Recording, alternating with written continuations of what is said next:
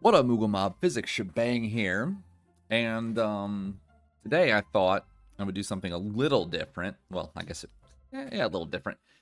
Uh, my guy Arctic Shagster is one of my favorite Florida man. Florida. What are they called? Florida man? Yeah, Florida man. One of my favorite Florida men. Twitch.tv/Arctic Shagster. He plays hard games apparently. But anyway, he just finished Final Fantasy VI vanilla playthrough, and he's been watching some of my like talk throughs, and it just ain't enough for him. It ain't enough for him. He didn't get it. He wants to try the randomizer, but you know what? It's a little too much too fast. So I thought, let's slow this down. Let's slow this down a little bit, and let's see if we can like slow down the process of my decisions, the gearing choices, espers, what checks are unlocked with what characters, that kind of thing. We'll just take it a lot slower. I'm not even going to use a timer. We're just going to roll with it and like kind of just talk things through nice and slow, right? And that's what we're going to do. I changed up my layout a little bit. I made the game a little bigger, but I also added the map tracker, which is something that Emo Tracker has. We have the web tracker that just includes the checks itself, but I actually really like the map tracker here from Emo Tracker. It's not perfect because it is missing one particular check, which is Moogle defense. But if we get Mog, we'll talk that through. But it's just something you have to kind of keep in mind as you play. But I like the map tracker because it does help me visualize routes, what's available still, what have I missed or not missed, because I'm getting old. Sometimes I forget stuff. And I can visualize the like optimal route of like hitting multiple checks back to back and kind of do that kind of thing. It gives me a good visual indicator that's not just my old man brain. So I like it. So I have it on here so we can see what's going on. So Worlds Collide, let me just talk about a few things about how this randomizer works on standard flag sets. So if I go to objectives, you can see you can unlock the final boss by doing both of getting 6 characters and 9 espers. So throughout the course of the seed, you got to get 6 characters and you got to get 9 espers. Into story. Once you get that, you can unlock Final Kefka. You can go fight him whenever you want. Kefka Tower skip. You have to do only one of these, either 9 characters, 12 espers, or 21 checks. This lets you skip like a solid, 60% of Kefka's tower. You drop to where you hit the 3 switches before you fight the statues and Guardian. You just plop right down, and you go ahead and fight Guardian and the 3 statues, and you can go straight to Kefka. So it's a fast track to the final tower. You can only use this one time though. So you got to make sure when you do unlock it, you usually want to save before you go into Kefka's tower and then use it. And if it doesn't go well, or you have mismatches where you can't finish a lane or whatever, then you can reset and still have your skip. But if you have to warp out after your skip and you have no other save, you can't use it again. You have to run Kefka's tower normally. So it's pretty important to pay attention to. There's a couple other things that are pretty standard. Whenever you do Doma Dream, which you have to have Cyan for, but you get all 8 sword techs automatically unlocked. And if you have Magitech, you have to complete Magitech Factory, which is Celis. So this game, now talking about checks, this game is character based. So checks unlock as you find characters, and those checks can provide more characters, espers, or items. So a big part of this randomizer is knowing which checks unlock with which characters, which is super beneficial with the randomizer, or with the map tracker, because when you get a new character, fancy new green squares open up, and you know, oh crap, that's something I can go do now that I have this character, so let's go do that thing. One way to help you remember which checks are for which character is if you've played the vanilla game and you remember the vanilla game and like what the story beats are, the checks for the characters are pretty much the checks in the game that were important to the characters. Like, we can talk about, Celis. Celis has the whole Magitech Factory, clearly. She also has the basement where Locke saves her during the split up after Elite River. So she's in the basement tied up, so you just go down there and you can get it. And the Opera House, because clearly, right? It all kind of matches up. And then Locke has the weapon shop and the Cursed Shield area in World of Ruin Narsh, because he's the only one that can unlock it, right? It's got Tunnel Armor, which is where you escape with Celis during the Locke scenario of the split up after Elite River. And he also has Phoenix Cave, which is where you specifically go to help his like girlfriend who's in a coma, right? So you go there to get Phoenix and do all the things. So as long as you have a general understanding of what the characters did, it'll help you learn faster. But knowing which checks exist just comes with practice, checking out the wiki. I got some stuff on my YouTube. You know, you can look it up and see what checks are what. But essentially the goal is, you know, get characters, do their checks, get up to 6 characters and 9 espers to unlock Kefka, determine if you can go fight the last boss, and then go fight the last boss. So that's how that works. Another thing to discuss in this game is how do enemies scale? How do they get stronger? And in most flags, let me scroll down to it. So we have scaling here. So level, this is the enemy's level. For each character you get, Esper you get, or dragon you kill, that's CED, character Esper Dragon, their level increases by 2. So if you have 5 things done and it's multiplied by 2, they're going to be around level 10. There is a wiggle room of plus or minus 2 levels, I believe, so it's not perfect, but you can generally understand the strength of it. The HP and MP of monsters is increased by only characters and espers in this flag set. This is Moogle Cup. So that means each character and esper you get, their HP will increase. But dragons don't increase their HP, which is a big part of Moogle Cup. Harder flag sets increase their HP even with dragons, so it makes dragons a little less valuable. Their experience goes up by 2.5 times for each piece of progression you get. So the more progression you have, the harder the enemies get, the more experience you get. That kind of thing. I'm not going to worry about this ability and ability factor and stuff like that. Just know as you get more stuff, as they get more levels, they get more skills. So their abilities are scaled as well. So let's say a boss normally does fire 3. If they're a lower level, that will be scaled down to fire 1. So you don't have to worry about crazy powerful stuff at low scaling most of the time with this ability scaling. Don't worry about it right now, though. It's a little complicated. And the max scale level, that's the maximum level that enemies can get, level 40.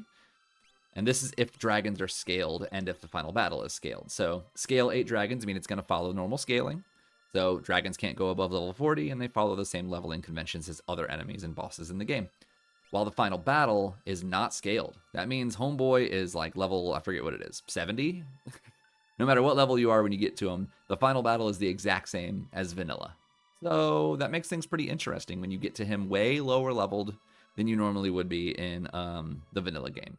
The difference is you might have way more magic, you may have way more stats, you have builds that are impossible in vanilla game on multiple characters because you find more offerings or more Valiant Knives or more ammo weapons or more Illuminas and Ragnaroks and all that stuff than you can normally find, so you can end up with much more power in the equipment and Esper stat side of things than anything else.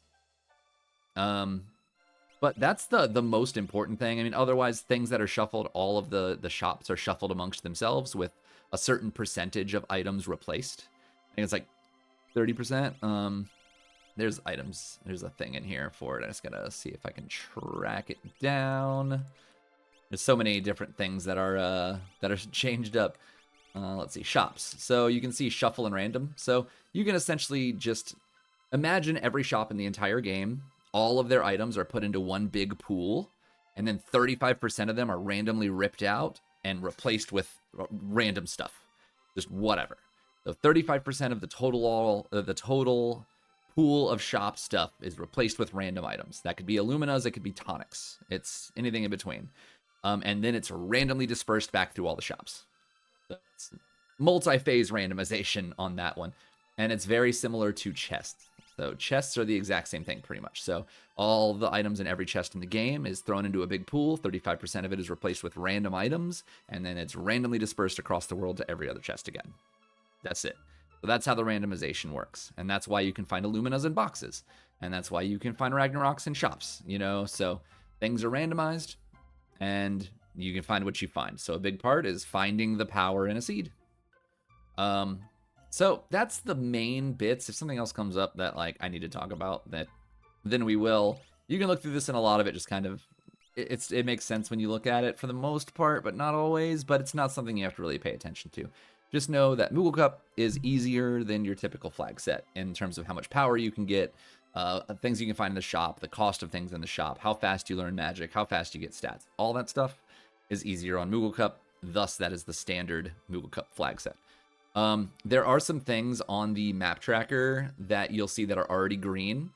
That is Zen Thief, which is up in the upper right of Zen. You can always go and check what he's got and buy it if you want. You don't need a character for that. You'll also see there's a green square on the left. You'll see my mouse cursor. So this little square over here, that one is the auction house, which sucks, and you probably shouldn't do it most of the time, but it's there if you want it. You can go buy it and possibly find an Esper, but it's super RNG. The other freebie is over here. This is Doomgaze. You can intentionally summon him if you have Setzer, but if you don't have Setzer, then you just fly around the world map and you can run into him at any point. So that's considered an open check as well. And the last one is actually up in Narsh. So Kefka at Narsh, where you normally go to, stop their assault up on the Esper. You can do that without any character as well. So just something to keep in mind. Anyway, I've rambled on enough. I just wanted to go over some of the main beats of what the flag set wants you to do, what the randomizer wants you to do, so that it makes more sense while we're actually doing it. I also recommend you always put your cursor on memory. It might be weird at first, but as you get used to it, it speeds up your menuing dramatically. Okay, so I had some coffee there. All right. Let's go ahead and just get started and see what we have going on. Actually, I need to put my connection on here. I didn't actually do that yet. Gotta set up my tracker. There we go. Okay, let's see how it goes. All right, so when I start, I like to open it up and put everybody in the back row. The only thing front row helps is physical attacks, and physical attacks don't typically get very good until late game. So put them in the back so they take half damage.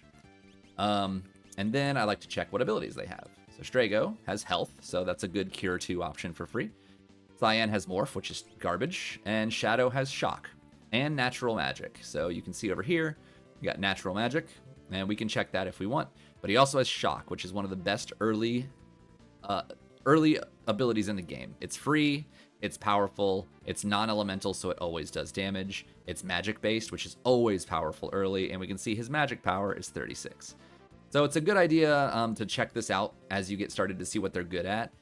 If you know the characters in vanilla, you can kind of get an idea of what they might be good at in the randomizer. So like Shadow is he's better at strength, but in the randomizer, he's actually got pretty good magic as well. But Cyan is a potato with magic, but he's always strong with his strength, which is vigor in this game.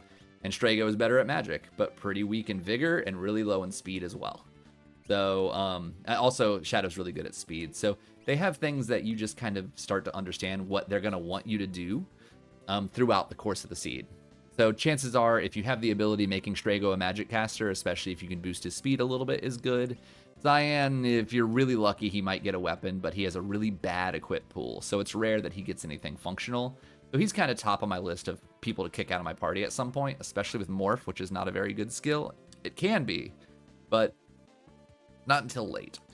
And then Shock with Natural Magic is ridiculous. So he could learn Ultima for free, or Merton for free, or Cure 3 for free, Life 2, whatever. So we can actually check that. We can go to Skills and go to Shadow and go to his Magic and see if he's learned anything to start. I just said he could potentially learn Merton. There's Merton. So that's not a thing that we're going to worry about right now. We need a whole lot of items to build around that, but that's something I need to keep in mind while I'm looking for items. So when I look at this party, we have Curing, Garbage, and one of the best abilities in the game. So we know that ability, Shock, is magic based. So we want to boost magic. That is my focus right now. I want to boost my magic power quickly. And the only way to do that is with earrings. If you get earrings, those increase your magic power, and if you get 2 of them, it increases it by even more. They stack. So you can get double the magic power and absolutely crush with Shock. So that's what we're going to do. Random encounters aren't huge until later, so it's good to go to your relics and pick a character you know is probably going to suck for a while, which is Cyan, and just slam on a Moogle Charm. No random enemy encounters. And now, we're pretty much ready to get rolling. So I'm going to follow a route that I recommend people start with, and that's, as soon as you get out here, just hit B and land right next to Narsh, okay? We're going to go run along. So we come here because there's shops, which we're looking for earrings, but we're also looking for items like potions, Phoenix Downs, Warp Stones, things to increase survivability, help us stay alive, get rid of negative status ailments. But down here, we can open these chests. So we got a gem box, which is nice. That is X magic. But I don't use it for the X magic. I use it for the money most of the time. But pretty much, Mega Elixir's nice as well. And an experience egg. So that's awesome. We'll talk about that in a little bit. Also, we can talk about what checks each of these characters actually unlocks. So we have Strago. Strago unlocks his typical Strago stuff. So down here on the bottom right, or actually over here as well, this is Thamasa. So Thamasa is over on the far east or the far southeast in World of Ruin. But he does Thamasa, which is the Burning House. And he does Ebbet's Rock, where you fight Hydon in World of Ruin. So those two unlock, and he also gets Fanatic's Tower. Strago is known as one of the worst characters for checks in the game. So, lovely. Cyan has checks that are pretty obvious to him as well. He has Doma Dream, clearly, and Doma in World of Balance. So, the same places that you would expect to need Cyan or find Cyan or do something Cyan related. But he also has down here World of Ruin Zozo and Mount Zozo, where there's a dragon. And you also find out that he's the one sending letters to Miranda or whatever.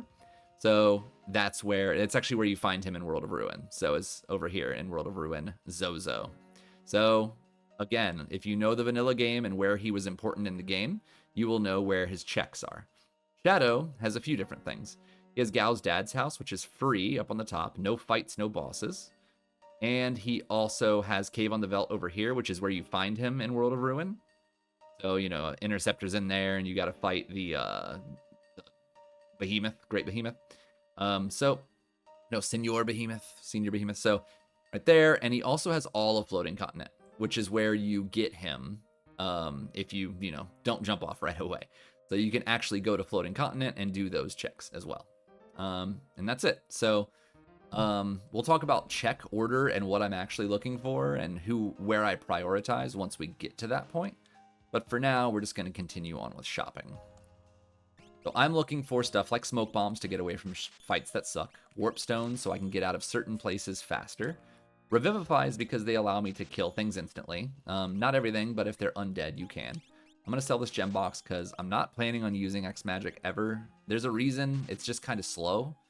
It costs too much MP, a lot of other things, but it's not a priority for me. And then green cherry, anything that cures status ailments, I want to grab multiple of. And I want to have a decent amount of potions. Because I might need to cure myself, especially early on after fights. We can come up to the relic shop, and we know we're prioritizing earrings right now. And thankfully, we have earrings. So, we need at least 2. But I know that Strago is a magic caster, right? So there's a high chance we're going to have him casting spells at some point. So let's try and buy 4 of them, if I can. Let's see if I can sell anything else. I'm going to sell the Mega Elixir. I don't recommend you do that, but I'm going to sell it because I don't think I'm going to need it very often with health, especially in a Moogle Cup Seed. So I'll just buy 2 more. Now I have 4, enough to equip with 2 characters and bust out their magic. We also have an offering, which that increases your attacks from 1 attack to 4 attacks at half damage. It is really good with certain weapons. I don't need this right now. I'm not going to need it for a long time. But if I do, I need to remember that this is here. So I need to remember Narsh has offerings. So that's going to be in the back of my mind. If I find something that needs offering, I can come here and buy it later. And we check the weapon shop. I like to buy a bunch of shurikens because maybe we find a thrower later. They're also dirt cheap. And maybe I go to the Colosseum. And if something is good for shurikens, I can get multiple of them. But otherwise, I'm looking for rods that I can crack. Or super balls that I can throw at like a dragon. Things like that. But that's all I wanted to do is loot and check shops. I do also recommend you fly to the southeast. And you can see on your map, I always look at dots. And you can see like this dot next to my airship. That's where my airship's facing. And then this dot is where I'm going, which is returners. So I just aim it and I drive. I get close to it. And if I hold Y, you can strafe around to aim it. So I don't have to like do this and then turn and like line it up. I don't have to do all that. I can just go boop and I can fine tune it with Y and land. And I'm going to go in here. I go in here because there's a whole lot of chests. So the early game of Worlds Collide is frequently, how do I find power? And it's going to be shops and chests most of the time. Or figuring out what skills you have and maximizing those. And even if you don't find anything to use, you're still finding things that you might be able to sell at a shop. So like that whole area was a bunch of garbage, but I can very much sell it if I find something good in a shop. So you have that area up there. We have this chest over here. And again, I recommend everybody just go to all these places and loot all the things while you're learning. You cannot learn to do more with less until you learn how to do more with more. Don't worry about times when you start this game. Just go around, loot your chests, spend 10 or 15 minutes just looting and looking over equipment, and, you know, see what you find. There's a shop here as well for items. Dried meat is very important. If we find Gao, we need a dried meat in order to do his check. So I like to buy them if I see them, always. And then I'm still looking for other things I might need. Phoenix Downs for sure. I like to have 10 total if need. A little bit more is fine. And maybe I buy a tent just in case I don't find sleeping bags, which are just quick ways to heal yourself in between checks. And that's all I wanted to do here. Check the shop, get the chests, and then move on. Now I'm going to line up for South Figaro, which is to our southwest. I'm lining up for it, and then I fly. And I missed it, so here's South Figaro. I like to park kind of like right here, in between these two red houses, because it puts me one step away, and it's an easy target to aim for, and then I just hit right. I'm right in there. South Figaro is important because it has a ton of chests right up front, both in World of Balance and World of Ruin, so you can loot them both. I go behind the house to get this crate, and then there's one right here. And then down here, there's one on the left, and then there's two of them over here. Another Mega Elixir's nice. And then we just hope the old man doesn't body block us, and we can check the relic shop. So it's like a nice little circle. Don't talk to this guy, you'll get a cutscene, but let's see what we got here. So nothing that I really want. Running shoes can help, but I'm never going to buy them. I'm really looking for like earrings, gauntlets, Genji gloves, Atlas armlets, which are really good for physical damage, hero rings. There's a few like top tier sort of relics you're looking for that you're willing to buy, but I didn't see any there. I just kind of come down this way and go to the item shop. Because all we have is like green cherries right now, so we're looking for more curatives for sure. Rename cards very similar to shurikens. I like to buy like a stack just in case there's something good at the Coliseum. I also have Mega Elixirs for sale here in case I ever want those later. No, I'm never going to buy that right now, but maybe I feel really weak and have no curing or anything by the time I get to Kefka and I need some way to recover, and maybe I just swing by here and pick one up. There's a barrel right here. Thunder Rod is nice for cracking with anybody who has good magic. All right, so for armor shops, I'm looking for a few different things. I like Magus hats because those increase your magic power. We have two characters that can use it. Both of them are magic power users right now. So yes, I'll buy two. Why not? Moogle suit's good too. It does some interesting like stat boosts, and it turns them into a Moogle, which is great. And force armor, I mean, it's good. It's good magic defense, but I'm never gonna buy one. Zarina gown is a really good, I think magic boosting, magic defense as well. Really good armor. So I'm really looking for things I can buy right now, and then I'm looking for Minervas for magic defense or shields for magic defense, especially because I have Merton for free right now, like already learned. So I'm looking for elemental defense if I can find it. Weapons, I'm looking for Ragnaroks, Illuminas, Valiant Knives, Atma weapons, all the stuff you would use at the end game of vanilla. But I'm also looking for rods to crack. So I have none of those things here, so I'm not going to buy any. Just going to move along, and I go down here, and this is going to be to the basement where normally you could go to find Celis if you had Celis in your party for her check. But I go all the way down here and check this clock. Again, I'm just looting because I want to find things that will help me get the seed off the ground. Technically, I already have shock and I could just get rolling. But we're not here to move fast right now. We're here to learn this randomizer. So it's better just to do all of the things, get as many things as you can, and start piecing it together from there. Down here, there's a little hidden area. Oh, you just head straight down till you're in the wall and head to right, and you go down into a secret basement with a couple chests in it. And then this is where you would normally find Celis, is in this room. It's where Locke finds her, right up here. But we don't have her, so that check is not available. We head to this far right door, and again, there's a ton of chests down here. Ice Shield is Merton protection. Ice Shield also protects you from ice magic and wind magic, so those can no longer do damage to you. It teaches you Ice 2 as well. So it's multi-purpose. And then if you happen to get yourself in a real pickle, you can treat it like a rod, unequip it, or use it out of your inventory to cast Ice 3. And that ignores magic defense as well. So there's another Ice Shield. Okay. So we now have 2 pieces of what's called Merton Protection. That's things that either negate or absorb fire or wind. All shields will negate wind. Therefore, it will cause you to take 0 damage. Unless it's a fire shield, which absorbs. And that would cause you to be healed by Merton, because it would absorb fire. So, we're going to be keeping that in mind. We have 2 pieces of Merton Protection, so we're still looking for another shield. And we're also looking for maybe a Minerva, or some other way to absorb or negate Merton damage. We don't have it yet, so we can't use it, but we may find it. Now, I mentioned Zen Thief is free. So this is Zen down here. So, I mean, he's not free, like we got to pay money for it, but we can come here and head all the way up to the northeast.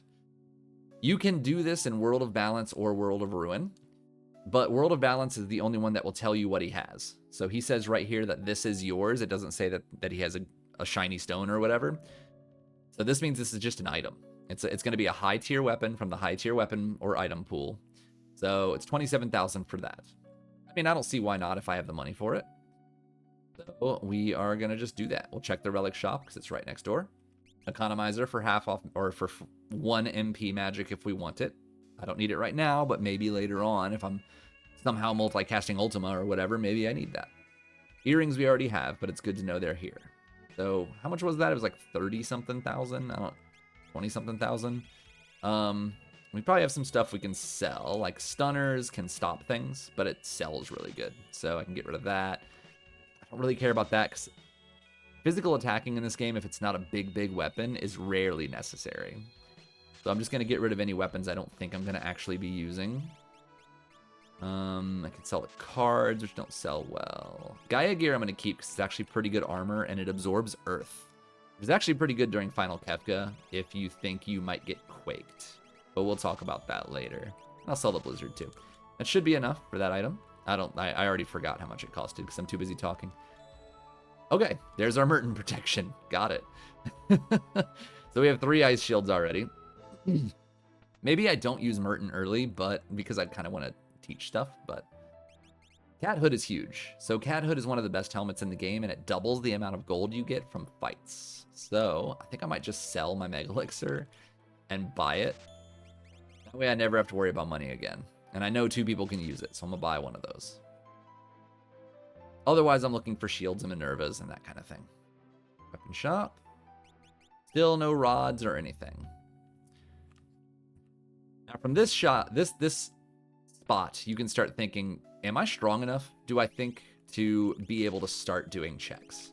And absolutely, we're strong enough to start doing checks. We have all these shields. We have decent weapons. We have decent armor. We have like a bunch of good stuff right now that we can work with. So we can be like, all right, we're ready to start going, but I'm not going to have to take a fight yet. Because there's another thing we got to consider about checks in this game. Not all of them require you to fight. Some of them do. Some have bosses and some don't. Some don't require you to fight anything at all. Some only have bosses, etc. So as you play, you start to learn, but we know that getting more scaling increases the levels and the strength of bosses. So it's okay to power them up if you feel really strong. And there is one free check over here in Gao's dad's house on the upper area here. It's on the map as well. So it's this one up here. No, it's not. It's supposed to show my cursor, but it's kind of not. Oh well. Oh, there we go. Haha, right there. I have to click on it. So yeah, it's called Gao Manor, and it's a free check. So we can go land here. And right here. All right, so we got an Esper. And we can check this guy too for items, because we haven't found a lot of curatives yet, unfortunately. But nothing else is here that we need. All right, so we got an Esper, and I can say right now that we have no other free checks. Every other check we have right now either requires random encounters, bosses, combinations of those, etc. So we need to figure out what are we going to do to gain some levels before we start fighting bosses. I do know I have shields that I can crack if things go wrong. I do know that I like have Merton if I need it, but I can't cast it because I'm too low level. But we need to get off of level 3. So where are some good places we can consider grinding? Ideally, you have a character that has a check that only has random encounters, and there's only like 2 of those that I can think of off the top of my head. Sabin unlocks Imperial Camp, where you fight 4 fights, mandatory, but no boss. That's a really good one. And Gao unlocks his Serpent Trench, which is only 4 fights as well as you go through it. So you don't have to worry about bosses yet. Bosses are a threat early. You want to gain levels. This party doesn't have any good straight grind checks. So the options we have for like doing a check and leveling would be, we can go down here to Doma. And this is the Cyan check. And there's guards out here that we can fight before the boss. But that's risky because what if we do those grind fights and then we fight the boss and it's like Goddess and we're level 8, right? We might just die. So it's always worrying to me to do that, to do a grind check with a boss, because it is an inherent risk. We also have over here in Thamasa, we have the Burning House, which is known as one of the worst checks in the game because it's so many grind fights that are extremely hard to avoid. There's no save point before the boss, and you know, you could just die and waste all that time. So you better be real certain that you're real powerful and that nothing is going to really threaten you if you're going to do Burning House to start. What I would recommend in this case, just while you're getting used to the game, is find a spot that's good for grinding. And there's 2 that I can think of big time. So here's South Figaro, right? South Figaro. Over here to the west, there's this cave, which is Tunnel Armor Cave. It's where you go to escape with Celis when you rescue her with Locke. But you can also fly just up here to the north, and this is the back entrance toward Figaro Castle. And we can land here and go ahead and equip what we're going to equip. So I know that Shadow and Strago are my magic casters, so I need them to have earrings. You can see, raises magic damage, more powerful if paired, says it right at the top. Double. We want both of them to have earrings, right? Straight up. Well, maybe not. Maybe we need to figure out the experience egg. I don't have any obvious characters for experience egg right now. But maybe Cyan can use a big weapon. Maybe we gamble on him and just throw an experience egg on, and then hopefully we find something for him to put on later. But for now, good enough. So this will be our relics. We want the Moogle Charm. No, we actually don't, because we're going to be taking fights. So I'm going to take that off. Now we just want to do our equipping. We have 3 ice shields. So I want to make sure we get our 3 ice shields. I like to optimum pretty often. So he gets his ice shield, his cat hooded guy. Like, actually, you know what? I'm going to empty him out. And my strongest character is Shadow. I want him to be the strongest. So I'm going to equip him first. He's the one using shock. So I want him to be as durable as possible. My second strongest is Strago. But I don't really want to have this Thunder Rod on him because I might want to crack that later. So I'm going to just unequip that and give him back his Mithril Rod. And then whatever else I have, I can put on him. But ice shields are important because everybody will be learning Ice 2 while they're equipped with it. Last thing we want to do is check our Esper. So we want to go to our skills and Espers and look through them and see what we got. We got Phoenix. That has Bolt 3. It has Bolt 3, which is really good. We know that Shadow is going to be mostly using Shock for a while, but Strago doesn't have a job yet. So we want him to be learning something so that he can get a job. Sure, he's learning Ice 2 from the shield, but this looks a lot better to me. And it's times 10, which means it'll be learned pretty quickly. So who do I put that on? But Strago. And also this has strength +1. If I had somebody who was going to be using a big weapon, I want to make sure they have that. But for now, Bolt 3 is more important to me because I have no characters that I know can use a big weapon later. So I want that spell learned first. Then I can consider the strength. So we're going to put this on him. That way he's learning Bolt 3. Now we just go ahead and save. And we can go in here because we're right next to the healing pool. Let's see what grind fight we get. Could be trash. Okay, that's fine. So we're just going to shock.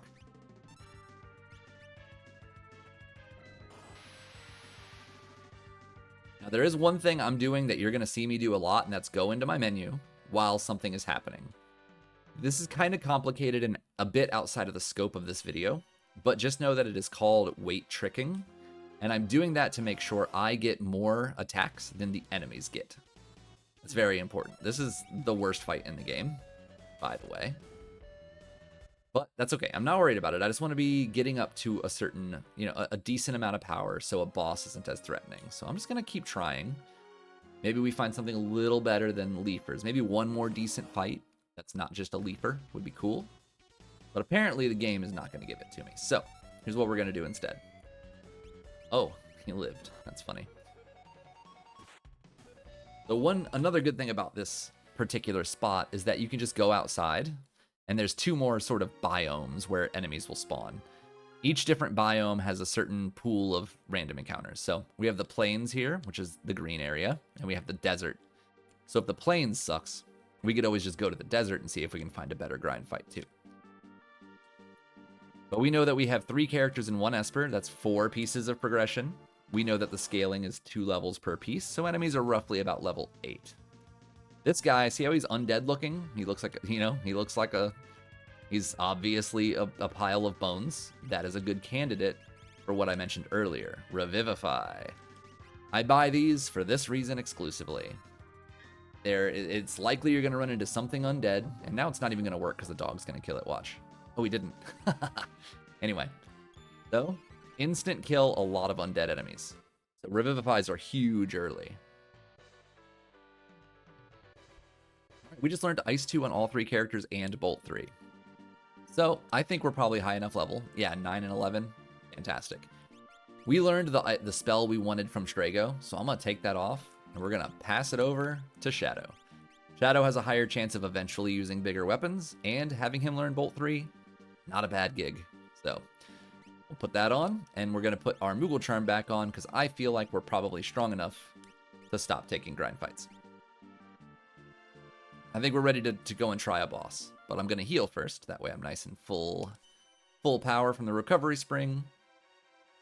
And how am I going to choose my check? I want something, if I'm going to fight a boss early and I'm not ultra high level or whatever, I want to go somewhere where I can fight a boss quick, because I want to make sure I can get through it. I don't want to waste a bunch of time and run into a boss that's a little too strong. And Doma Siege is probably where it's at for me. So I'm going to land here and save. Always save before you go tackle bosses. A good way to just lose the whole run. We just go on in. So this can have a character, an Esper, or an item. If a character was right there that walked out of those doors, other than one I already have, that means that's the reward for the check. I mentioned there's grind fights in here. All these soldiers are the same grind fight. So you can come here and take grind fights if you wish. And as I said, Shock is super busted, so we're just going to keep using that. Especially on groups of enemies. But in general, if we're doing single target and they take damage from Bolt, we're doing Bolt 3, 100%. So that grind fight's pretty bad, so this would have been a not so great place to start. And then this guy's the boss, so we'll fight him. Okay, so we just learned Ice 3, or Ice 2, right? Typical Pokemon logic here. Ifrit is a fire guy, he takes ice damage. And that's the only damage he really takes besides physical. If he switches to Shiva, she's ice, and that means she takes damage from fire. But we just learned a bunch of ice magic, so let's just slam ice magic in his face. We could do him, and we can also go ahead and do Strago.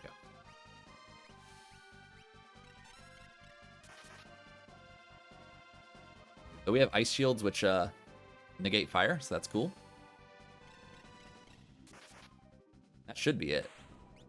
These guys also give a lot of magic power, so that means we're going to be learning Bolt 3 on Shadow now.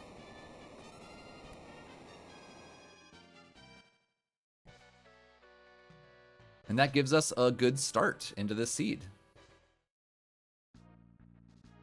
I feel like we have good elemental coverage. We have Ice 2 and Bolt 3. We also have Merton. We just got another Ice Shield instead of an Esper, and it's unfortunate. But we have good elemental coverage. We have Shock. We have Merton if we need it. We have some good coverage here. So what I want to do is go to something a little more risky, but fast. So I'm going to switch to World of Ruin. And we're going to move on to World of Ruin Doma, which is called Doma Dream. It's where you go with Cyan to like relive all his like PTSD trauma stuff and make his peace with it, and then you get cool stuff from it. So we're going to land right here. And we're going to go ahead and do it. This has 3 checks in it, but only 2 bosses. So we're going to go ahead and save.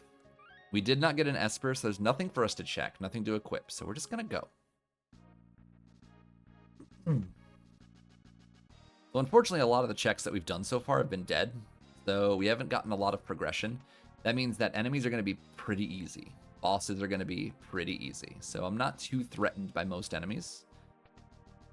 The biggest threats in this randomizer are typically Doomgaze if you are a multiple of 5, and Magimaster if you have no way to deal with him.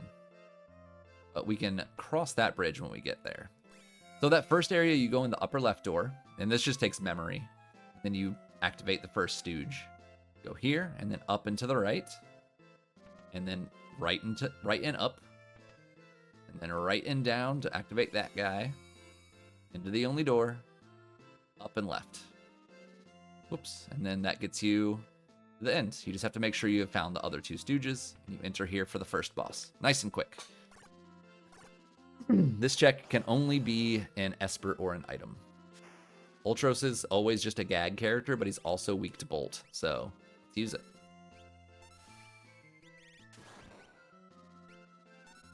And you can just like, if you had to hit him with fire, I think, in vanilla, and he says Youch seafood soup, right?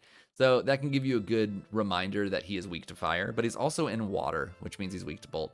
And we got another dead check. So this is just going to be a seed where we're just not getting anything other than a bunch of dead checks. But that is an Atma weapon, which is huge. I am very curious who can use that. But I'm not going to look right now because it doesn't matter.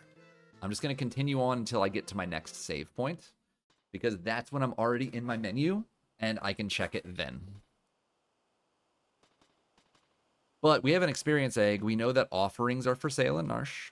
So we have things. Now we can look right here. If that was a character, then there would be a character after the next boss. But that is a guaranteed Esper this time. This particular check can only be an Esper or a character. Now we hit the right switch. You can open the chest. Left switch. Right switch. Middle switch. Right switch.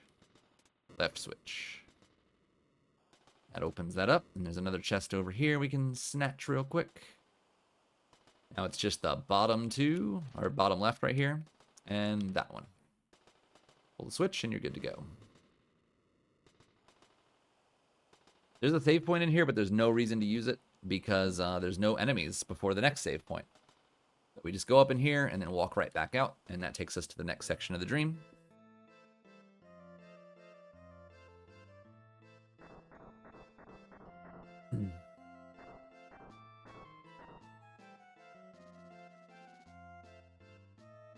So we can talk about Atma Weapon a little bit. Atma Weapon basically is completely cracked when you have a bunch of levels, especially if you have Strength.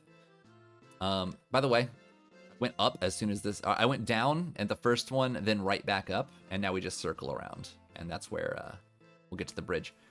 Atma Weapon is huge with levels, and we have an Experience Egg, so that's already huge. We also have a plus Strength Esper, and Strength increases the damage of Fight and any Vigor-based abilities, which Atma Weapon requires Fight, and therefore would increase its power. And we have Offerings for sale, which that is one of the 3 prime things you want an offering for, is an Atma, or a Valiant Knife, or Fixed Dice. Here's our save point. There's a boss coming up, so we do want to save, but we want to make very certain that we don't save over the save we made before entering Doma Dream, and I'll tell you why in a moment. But first, very curious. Can Cyan use an Atma weapon? He can't, because of course not. He's Cyan. But can he? He can. That's huge. That changes a lot of things. So he already has 54 vigor.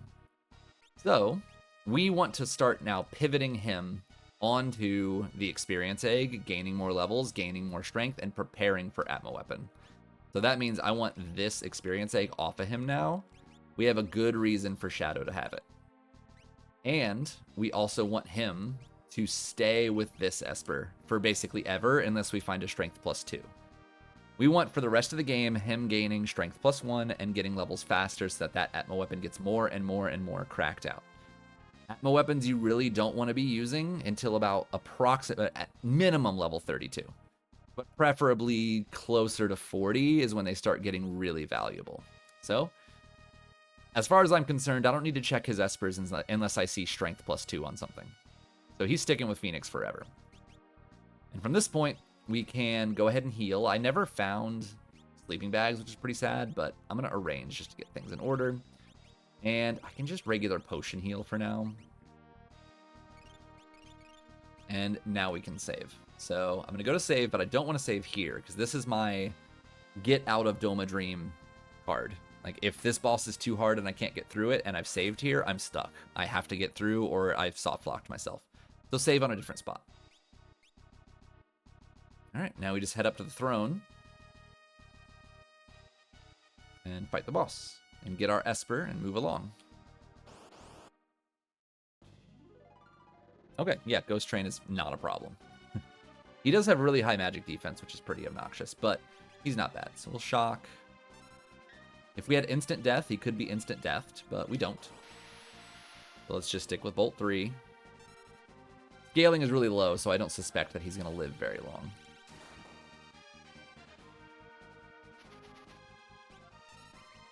This is something we would like to have some instant death for. It's also something we would like to have some physical damage, because he does take physical, like pretty high physical damage. All right, yep, quick and easy, especially because of how low the scaling is right now.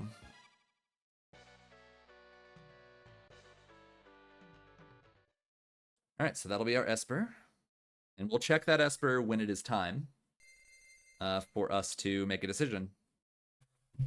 Or when it's time for us to save, basically. Okay, Golem is what's called Calmness Protection. We will talk about that later. All right, and there's our 8 sword text objective complete. I showed you that at the start of the recording that, that's one of the objectives. Now you want to go to the throne room after you're done, and there's another check. It's free, no bosses, and another Esper. Cool. We're now 3 characters, 3 Espers. Doma Dream is frequently considered one of the best checks in the game, because it's 3 checks very quickly, only 2 bosses, and one of them is a guaranteed progression. But one thing we haven't found yet is a character. So where are we and what checks do we still have available? If you look on the map, we have, like, we're right here where Doma Dream is, and there's this, like, green dot right there, right? We can go there. That's the closest, so we have a good proximity check right now. So let's go do that. We'll just fly over to it. There's a dot directly to our southeast, and there it is. And this is where I would probably consider saving. So I can open my menu and check my Espers. As I said, Shadow, I don't intend him to get off that Strength Esper unless I see a better Strength Esper. So let's check Strago first. Espers, see what Golem's got. That's bad. We don't need either of those spells, and HP plus 30 is okay, but not great. Torado has Ultima and Speed too. That's fantastic. I did tell you that Strago has low speed. Then he has high magic. What's good with high magic and low speed? A speed plus 2 with Ultima. So yes, he's going to have that. And this guy can just take Golem. I don't know why. Who cares? You don't have to equip that at all, being completely honest. But I'm going to do it. All right, and that's all we really need to worry about right now. We can go ahead and head in here. Now, Monsters in a Box. The location of where Monsters in a Box are, like which chests are Monsters in a Box, are the same. But the monster that's in it is shuffled amongst them. So there is a monster in a box here. You got to go like to the left. So like right here is how you get to the next spot. But if you go all the way up and then left, you got to kind of like mess with it. I can't go down right here, but I can go right and down. Still can't right and down. Oh, it worked. And then I can walk out this one, and this is a monster in a box. Frequently, you're looking for monsters in a box because you're in the mood for either a Katana Soul, which will give you a ton of money, and an offering for beating them. So a free offering and a ton of money. It'd be like 120,000 right now if I killed a Katana Soul with a cat hood on. Plus the free offering that I wouldn't have to pay for. Or a Gigantos, which is one of the best experience fights in the game.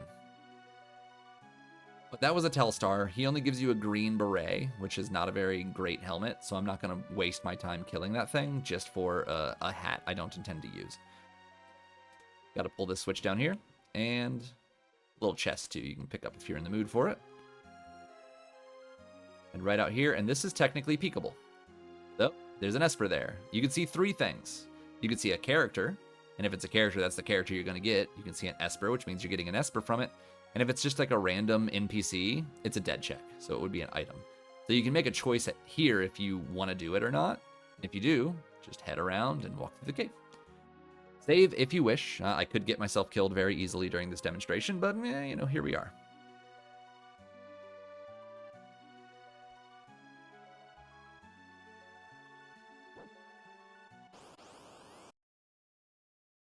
Yeah, this is not the best because we don't have any fire magic for him, but we do have shock.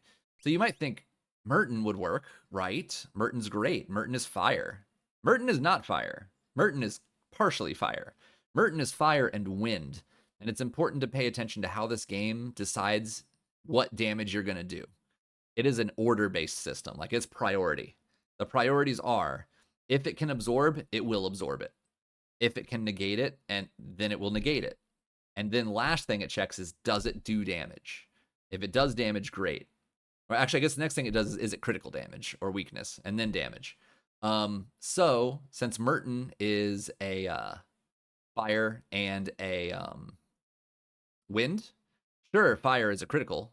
He's weak to it, but he negates wind. And because negate is ahead of the priority list, negating wind overrides a weakness to fire. Full stop. So Merton doesn't work on this guy. So really the only thing we have to damage him with is going to be shock, which is inherently slow. But it's what we have. For here, we have no fire. We have no fire shields. Do we have fire rod, or was that another rod? I forgot. Thunder rod. Okay, so that's not going to work. So we're here now, just having to shock to win. That's it. We just keep doing shock. Shock works because it is non-elemental, and non-elemental will hit anything in the game. Nothing gets negated by it. Nothing's going to be weak against it. Who cares, right? It can get you through fights like this where you don't have any way to damage him. This would be a reset point without shock right now. I have no possible way to damage him. So we got very lucky. Doing Cave on the Veldt here also takes us down to World of Ruin Thamasa, which is a place where we can check some more shops, because we are looking for more curatives. We are looking for sleeping bags. And, you know, if we can find a Ragnarok or something in a shop, that would be cool. Okay. So there's a chest hiding here if you want to get it, in the wall. And a lot of the community says you must pet dogs. So, you know, pet them if you wish. Gonna go ahead and head out, and there are different chests here that we can get. So there's a barrel over here. Nutkin suit is actually a really good piece of armor. You can come up here, and there's a back barrel. And then this top barrel here. And now we can head down this way to our relic shop. And right next to the relic shop is a barrel. And let's see what we got in here. Absolutely nothing we need. Got it. There is some right here. And this is the last barrel that's lootable. Check the item shop because we are looking for sleeping bags and some other stuff. No sleeping bags still. Bad. We have everything else, so we don't need anything from here. But let's go ahead and check the other shops.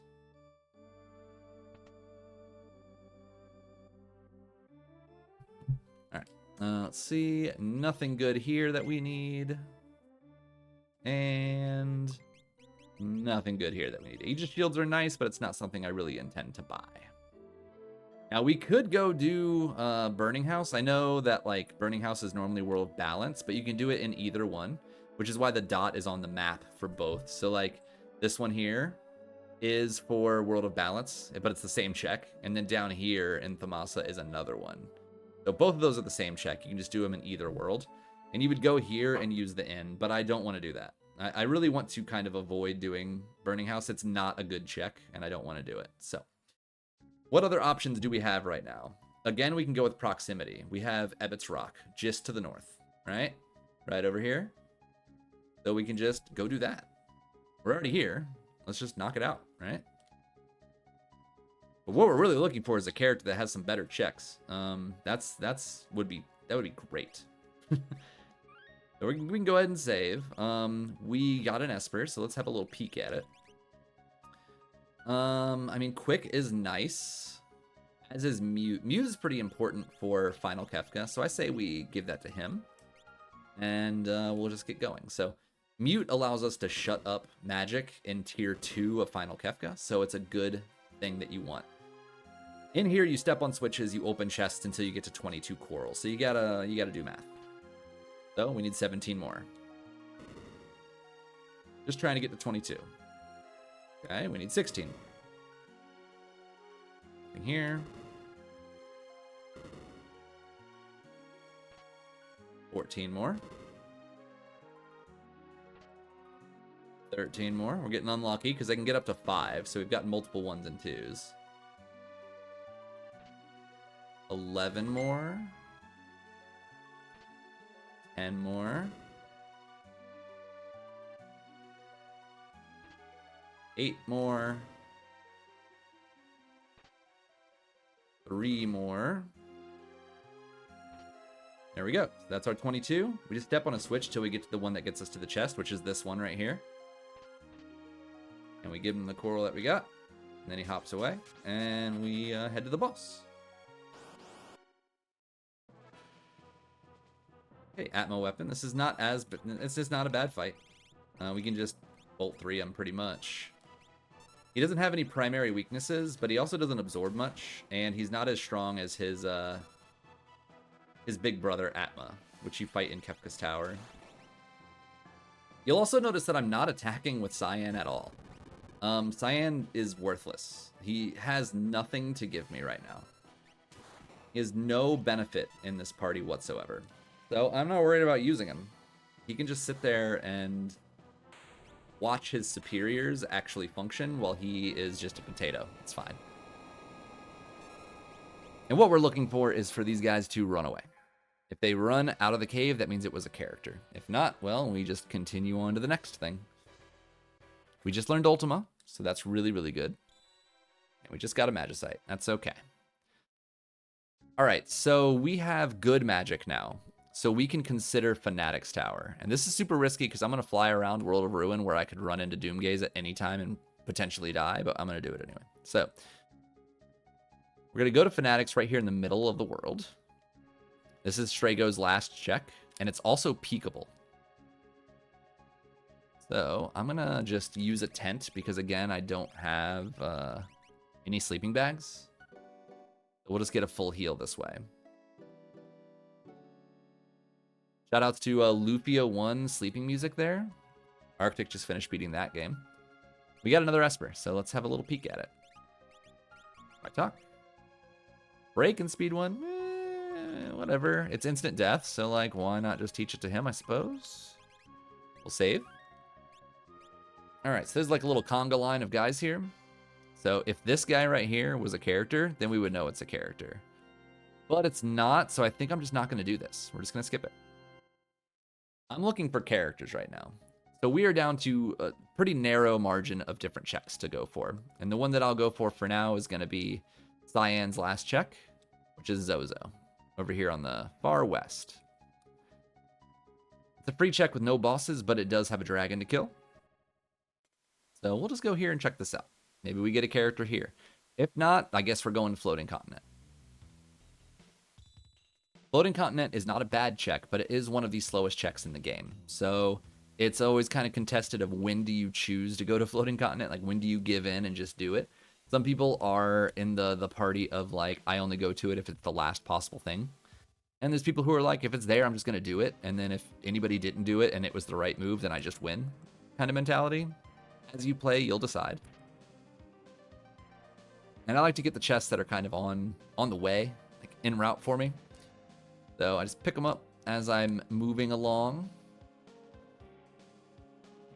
But I don't really go out of my way to find other ones. I'm not going to do multiple screen transitions. Atlas Armlet is great. Atlas Armlet is an immediate 25% increase to physical damage.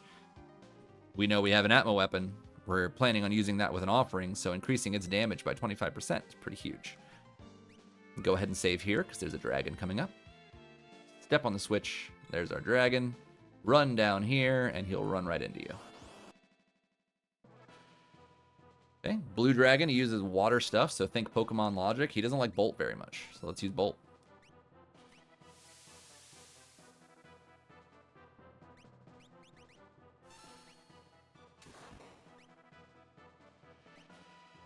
Some weaknesses are more obvious than others. But, you know, water, lightning, Pokemon, got it. Use lightning, kill guy, GG's. Don't use water.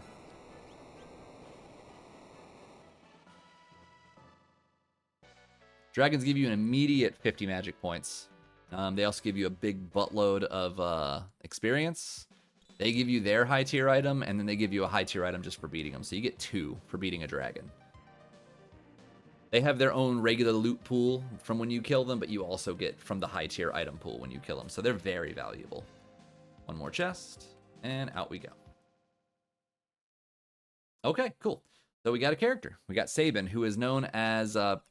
he and Cyan, despite being 2 of the worst characters in the game, are 2 of the best check pools in the game. And Sabin has a bunch of checks, and most of them are pretty fast, or peekable, or right next to each other, or all of the above.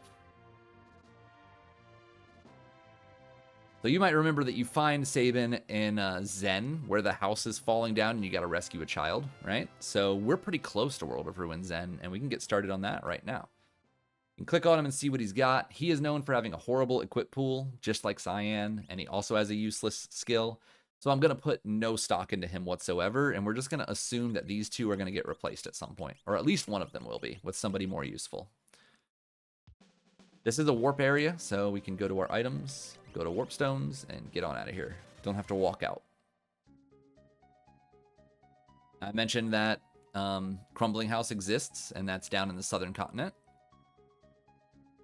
Here's Zen. I mean, you can look on this map too. Over here, you can see there's a green dot on Zen because we got Sabin. So again, if you're just looking at your map, you'll see what opened up when I got him. Can land here and head on in. This is also semi-peekable. If you save outside before triggering this, you can set yourself up to reset, but there's no reason to do so right now because I still need characters and espers. So no matter what I see, I'm still planning on doing it. Can check items because I'm still looking for sleeping bags. We still don't have them. We do need some softs, though. Those are always good. That's all we really need from that item shop. So if there's a character holding up the house, then that's the character you get. Otherwise, this means that it's going to be either an item or an esper. But again, we need all of the things still, so we might as well. Chests are obvious, and this is kind of my route. I get that one on the top, and I kind of circle around the bottom. Get these 2. This is a monster in a box, so if I was looking for one, I would open it. There's a chest down here. There is another monster in a box right here, which I will go ahead and open. I'll open them both just to go through. Okay, well, there's Gigantos. Awesome. I think we learned... Did we learn Doom? No, we learned Break. I don't know if Break works, actually. I'm not sure. So what we'll do is we will just use him. He's our strongest magic caster, and we'll just bolt 3 and hope we can get him down. He does a ton of physical damage, though we don't want him to, like, attack much. And every time you hit him, he can counter. But Gigantos is... I just got 23,000 experience from him. He's the highest vanilla encounter in the game when it comes to experience. And with an experience egg, it's even better. We're still looking for a Katana Soul, potentially, so let's just open this too.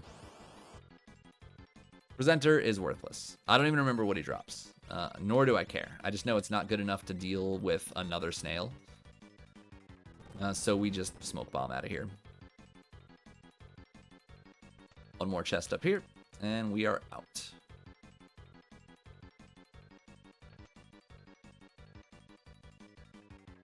So while this is going on, I could be thinking, like, what am I going to be doing next?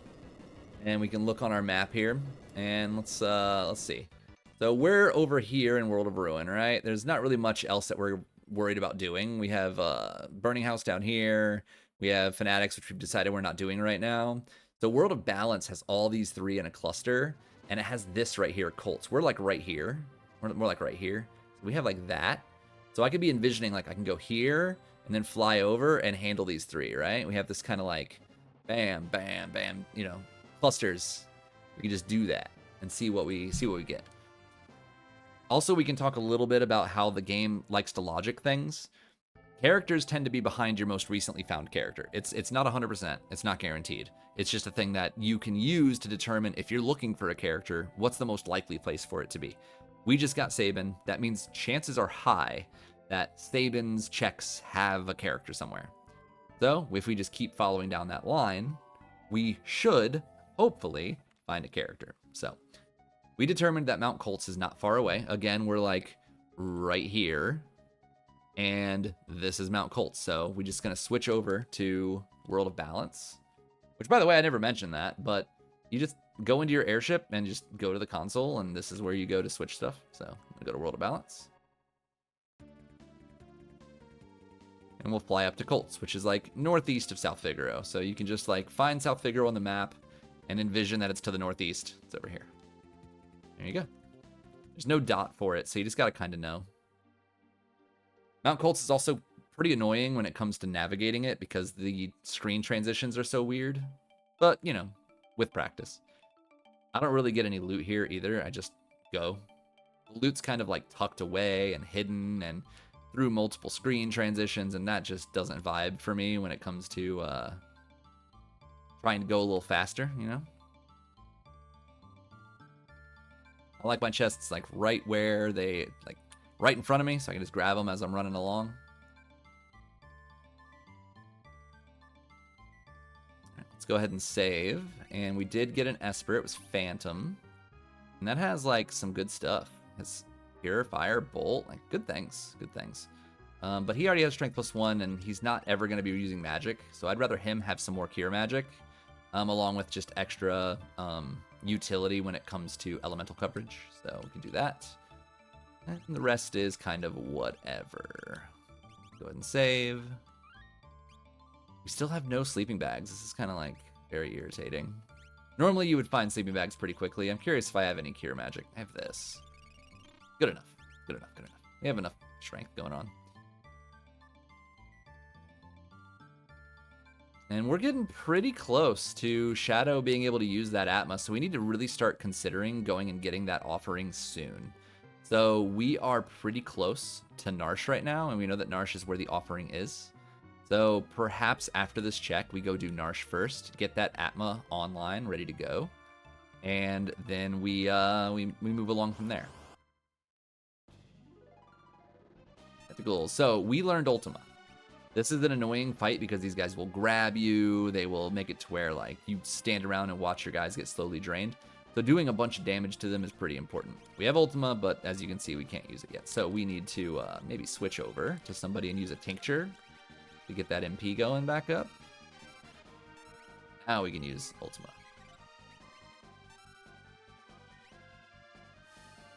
There's ways to remember which weaknesses they have, but it's like not something I'm really too worried about right now. We're talking more about basics and like what are the goals we're going for, not necessarily getting into every single boss weakness. This one's weird. You gotta like remember an acronym and blah blah blah. Did you? I thought you were dead. How dare you? Anyway, that should finish it. But each of those tentacles have different weaknesses. One of them can be instant death, but you got to remember which one is which. Some of them have more HP than others that you kind of want to remember. That's kind of a complicated fight. All right, we only got a flame shield. Sad, sad. We can also go ahead and warp out of here. We have so many shields in the seed. It's crazy. We said that we're close to Narsh, so let's go ahead and just fly to it and get our offering, and we're going to get Shadow ready to start cracking off with that Atma weapon. It's not going to be like insanely powerful just yet, but by the end it will be. Go over here to the relic shop. It's like 60 something thousand, so we got to make sure we have the money for it. Scimitar sells for a lot. I don't need it. Aura doesn't, but I'll sell it anyway. Gravity we'll never use. Trump will never use. Let's see. Memento ring we'll never use. Probably wall ring we won't use. Back guard we won't use. We're still just trying to get up to 60 something. 64, I think, 65. We don't have any tools users. I'm just gonna get rid of it. We'll just do, we're almost there. Rainbow brush, I guess. Let's do that. It's fine. There's our offering. Okay. So you probably noticed that I haven't done a lot of equipping because we've been so powerful physically that a lot of things can't damage us, or at least have a really hard time hitting us hard enough to kill us. So I wasn't too worried about equipment, but I'm gonna do that now. You can also see this. I came up here to get this bucket. It's a free heal. Since we still don't have any sleeping bags, we might as well take advantage of free heals like that. Okay, so Atma weapon. The main things you gotta pay attention to this one is levels matter a lot, way more than any other weapon in the game. which is why saying a minimum level 32 for it to do maximum damage is important. But the higher the level, the better. Vigor, also important. You can see he has 76. It's also a front row weapon, so I'm going to put him in the front row. Go to our relics. Experience egg we want. And we want the offering. Experience egg until we are ready to fight Kefka, pretty much. We want as many levels as we can get. So that is what he's going to be looking like for now. Now we can go ahead and equip. We only have one other character that matters. It's him. We're going to make sure he has all the best stuff. So Nutkin Suit, Genji, we want him to have good stuff. Everybody else can just kind of be whatever. Wait, why did he equip the Chocobo suit? I guess that's fine. And you. Cool, whatever, it's fine. Go ahead and save. All right, now we can continue on with our plan. We had mentioned that there are checks over here on the east side of the map that we can do in a line. So let's start with Imperial Camp at the top.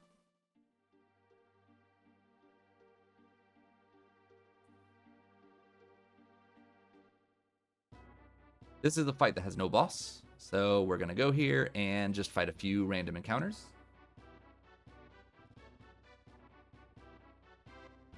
And then we'll get our check and be done with it. If you're looking for monsters in a box, there is one here as well. It is up here.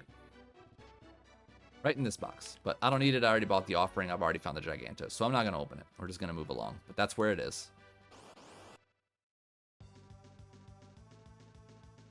I know I just equipped the Atma and stuff, but like when you're dealing with trash mobs like this, it's better just to do whatever your fastest area effect attack is, which will probably kill them all anyway. And then I get laughed at because it 100% did not kill the Chaser. I thought it might, but I did unequip the earring, so it makes sense. Oops. Oh well.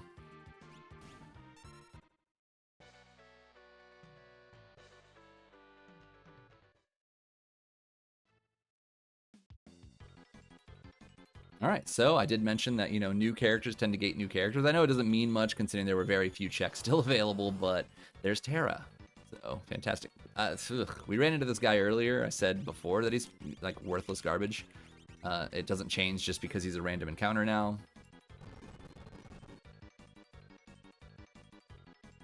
So, these two fights, the first one and then the second one here, they're always going to be the same, and then the third one is going to be a different one. So, I can already know that this is going to be a smoke bomb fight.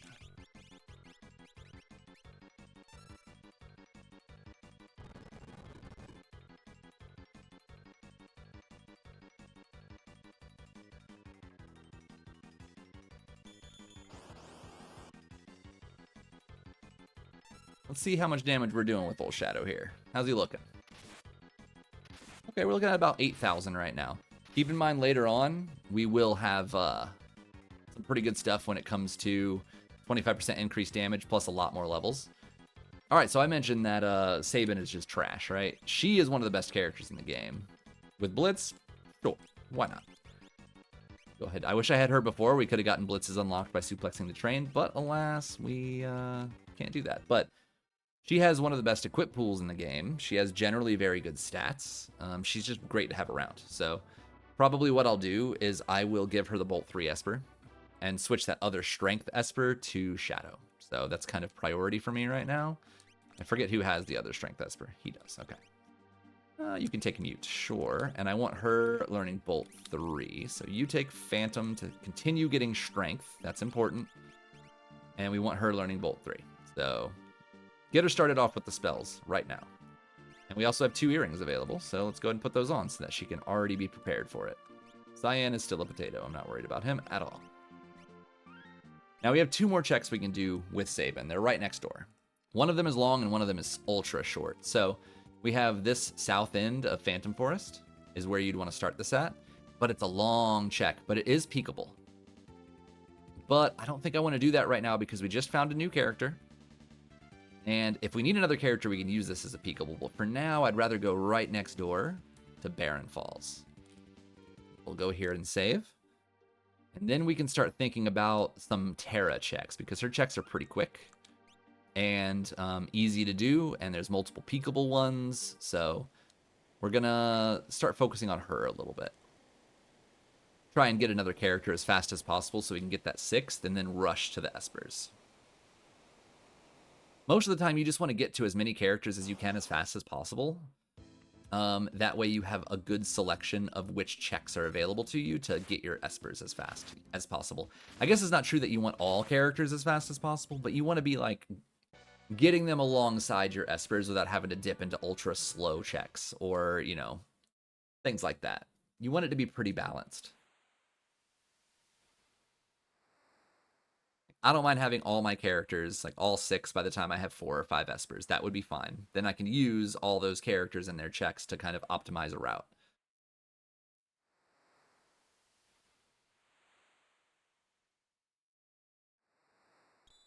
Okay, so we got another Magicite there. And actually, you know what? I can go ahead and do a peek. I might as well. It's not very long, and we're still looking for a character, so like, why not? Let's go over here. We can check what Stray is, just see if it's any good for anybody. Haste 2 and Strength, sure. Haste 2 is fine. Vanish is also good, so I'll put that on him because he can cast Haste 2 during Kefka. Great. And one thing you'll notice is that I'm not worried about making every character like a god. It's not necessary. So when you enter in here, just hold up. Make sure to save outside before you do this. You want to peek this first. You don't want to come here and be stuck. So I saved outside. That way I can leave if I have to. You come over here to the back of the train, and something will be here. And it's a character. So it was a really good peek that I did. Not only a character, but an incredible character for fast checks that can only get you espers. So I'm going to take him. He's probably not worth taking. He's not. Honestly, I could just keep Cyan. He's learned enough spells to matter.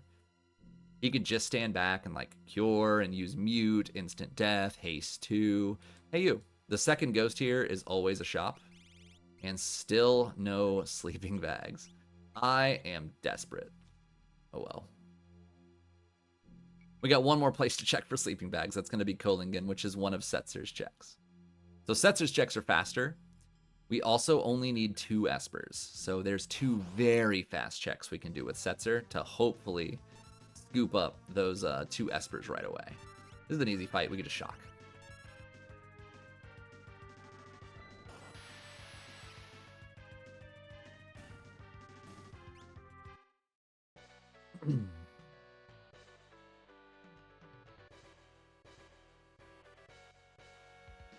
Getting all the spells. There is something I want to teach Shadow pretty soon, and that's going to be quick. So it's on my list of things to learn before I go to Kefka's Tower or while I'm unlocking the skip. Either one. This has had a lot of dead checks, so there's a really high chance we're getting a skip on this one. I'll check my checks when I get my unlock, but for now, it's looking pretty likely. Cool. Love it when they do that. Now here, I don't go into any of the trains. I just stay on the outside. But there is a monster in a box. If you're interested in finding it, it's after the second one with the ladders. Go into this door. And then this right here. 4 chests. You can loot them while you're here. And he's in that one. I don't need it, but that is a monster in a box. Could be Katana Soul if I was looking for it. And save here. We did not get another Espers. It's fine. As usual, if you're ever going to be trapped somewhere, make a separate save. So I saved outside. Don't save in here and have no escape in case this boss sucks. Usually all 3 of these would be up, and you need to make the left one and the right one down. But since we did Doma Dream first, for whatever reason, that causes this one to start down. So we just pull this one down as well. So it's down, up, down, and then come up here to the, I don't know, exhaust or whatever. Okay, our ATB is terrible, so you could potentially like get past this condemned phase that she's doing, but no way. So she already has automatic reflect, but she can be instant deathed. So reflect only reflects things that are single target and not area effect. And we have X Zone. So let's use X Zone and see if we can get her sucked up. Nope. Do we have anybody else with X Zone? Nope. No, well, we'll try again. We don't have a ton of offense outside of that because everything is single target. He's high level, so yeah, she was very lucky to not get sucked up on the first one. Okay, down she goes. Now, I mentioned that we have 2 really fast checks with Setzer. He has Search the Skies, which is the Doomgaze check, which you can just automatically do. You can force it as long as you have Setzer. So let's just do that right now. We're looking for 2 Espers. We have 6 characters and 7 Espers right now. So we need 6 and 9 to unlock Final Kefka. So let's go to World of Ruin. That's where Doomgaze is. We go back on the airship. We go to the console, and you'll see that there's Search the Skies. So that is a Setzer-only privilege. And this cannot be a character. It's an Esper or an item only, which makes it a high priority place for us to check when we're only looking for Espers. Okay, Inferno, he's terrifying if he starts popping off, but he's not terrifying if you can kill him in 2 shots. He's weak to Bolt. So if you have Bolt 3, you can attack the center with it. I think Terra might have learned Bolt 3. He did, so crack that off, and that should do it. He's scary because he can get 3 attacks, and they chain together in such a way that he can kill you before you act. He can Launcher, which brings you down to like 10% of your maximum HP, and then do things like Diffuser or other area effect magic spells that can just kill you. It's real rude. Him and Air Force are 2 of the bosses that really like to just be jerks like that. All right, there's one of our Espers. So the dream is that Kolingen, which is another free check, will have what we need. And you'll see on the map, there is like, in World of Ruin, well, you can see World of Balance, that's Kolingen. Oh, sorry, I gotta do this. This is Kolingen, World of Balance. But also over here, you can see World of Ruin is there. So you can do it in either one. But also Daryl's Tomb is right next door. And we're already in World of Ruin, so we can do Kolingen here. And then we'll determine where we think we should go for another Esper if this isn't an Esper. But let's land at Kolingen.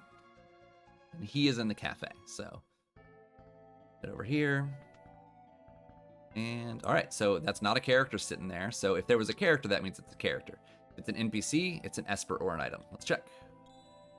All right, that is an Esper. That means we have 6 characters, 9 Espers, so we're going to get the message saying Final Kefka unlocked. There we go. Now we start thinking about skip. So I mentioned earlier, objectives. Skip is you need 9 characters, 12 Espers, or 21 checks. So either of those. 21 checks is the most likely one, unless the seed went real weird. So we can go to progress. We have 17 checks. So we need 4 checks in order to get the skip. Normally, I might not really be down to do that. We might just go in, but let's demonstrate what that looks like. I feel like my party is strong enough to just rush in and finish this off right now. But I want to show you what this looks like and some tips and tricks. So if we're trying to push up, there's some things that we can do. 17. Okay. We only need 1 check, really. And then the other checks that we can do are pretty fast. So I would be thinking, what is the fastest check I can do before I do the other stuff that I'm planning on? And I'll show you what those are shortly. The fastest check I have is going to be Terra's Welk check in World of Balance Narsh. So that is what I'm going to go for to push this skip. But first I want to look for sleeping bags. Hey, they exist. I found them. How exciting. Get some antidotes, and yeah, that's all I really want. All I really want.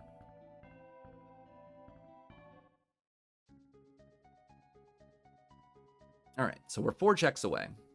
Let's start with the fastest check I can think of right now. World of Balance Narsh Welk. Over here. And this is one that doesn't show up very well on the map because there's a bunch of checks in World of Balance Narsh. Like, if I click on the square, which you can't see, it's got Lone Wolf. There would also be Moogle Defense, which are both Mog things. There's Welk, which is Terra. And there's Kefka at Narsh, which is just an open check. So 4 different ones, so it appears as orange. That means something is available there for you to do, but not all of them. And since Kefka at Narsh is always available, well, even though Welk unlocked, it's not going to change color at all. But Welk is up this way. It's exactly where you fought Welk in the intro of the game. No difference. All the way up here. And do that. I don't really care that it's a character. It doesn't matter. We're here for the check count. We're not here for a character or an Esper for that matter. This is just like Ifrit. We have magic for this. So we have Ice 2. I don't know if she has learned Ice too. Probably not. That's okay. I think I'll just fight. Get through some of these little dudes. Oh, he really did just like, target all of the flames instead of Flame Eater himself, but this should finish it. We can see he's up to doing about 10,000 right now, and he's not even at full life. Atma Weapon has a percentage-based attack damage. So whatever percentage your life is at is how much total percent damage the Atma Weapon would do. So if you're at full life, then you're doing 100% of the possible damage of Atma Weapon for the level and strength and all that stuff. But if you're at 50%, you're only doing half the damage. We're too late in the seed to be switching characters around, so I'm not switching. I'm fine with the party that I have. We have enough power, and we will have more than enough power when we get Skip, and you'll see why here shortly. So now we're at 18 checks. That means we are 3 away from getting Skip. So the next 3 are all quite fast to get in a row in World of Ruin, and the last 2 are already in Kefka's Tower, so we're already going to be primed to jump right into Kefka's Tower when we get Skip. First off is going to be the Opera House Dragon. It's where Dirt Dragon is in World of Ruin in Vanilla. So let's head on down there. Dragons are the time that you want to be learning magic. So now is the time for me to check everybody's espers, including Shadows, and making sure we get some spell diversity and utility and stuff that we need. So magic power +2 is good, but not right this moment. It will be. It won't matter really at this point in the seed. He's not going to gain much more levels, so not too concerned. Let's see. Most of them have already learned everything, but I want Terra to learn Ultima. That will solve whatever lane that she's in, straight up. So that's important. Let's see. You guys like, what is this? Mute? Okay, do you have mute? Yeah, you do. But you don't, so let's just do that just in case it's necessary. Why not? And really what I'm looking for is utility stuff. I'm looking for Vanish, I'm looking for Quick, I'm looking for Break, Instant Death, things like that. Speaking of Quick, where is that? I actually completely forgot that existed. Carbuncle. Oh, you've already learned. No, you haven't. Okay. Just making sure he's learning Quick. I forgot. Meteor, sure, that's fine. And you can just learn something else. I don't know what. Bolt? Here too, and Warp and Vanish and stuff. Yes, great. So dragons do give you 50 magic points, so if you're going to be fighting one, you might as well go ahead and put spells on so that you're learning what you need to learn, especially right before Kefka. We want Mute to shut down magic in Tier 2. We want Instant Death in order to shut down the Long Arm of Tier 1. Vanish is good for Tier 1 as well, but we have Phantom, which is a great Esper for that. And we'll go over some Esper options during Final Kefka as well here shortly. Oh, Vanilla Dirt Dragon. Cool. Oh, that's very annoying. So remember I told you it's percentage-based? The Atma Weapon? He just kind of said you don't get to do full damage with your Atma Weapon at all with Shadow. So I'm going to cure him and then attack.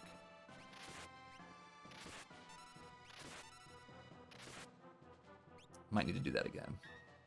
I think I will. Just going to wait.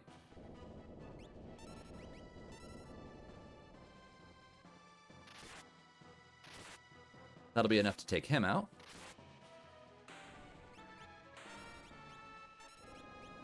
That gets us to 19 checks, so we need 2 more, and it just so happens that in Kefka's Tower, there are 2 checks quite close to each other. So that's what we're going to utilize to get our last 2. So we've learned a lot of key stuff there. We got Cure Magic, we got Vanish, we got Mute, we got Quick on our strongest character. We just got a Ragnarok, which is something that Terra could use, but I don't know that it's super necessary. Because we don't have any more... We don't have Gauntlets. We don't have any more Atlas Armlets because they're going to go on Shadow. I'm not sold on it. I'll put it on her just as a stat stick, but I don't expect it to be something I swing very often. She's mostly going to be a Bolt 3, Mute, Ultima kind of character. All right, so to get here, we want to put our main characters into the center lane. Everybody else can just fill spots. They're not actually going to be running right now. We'll put our actual team together here in a little bit.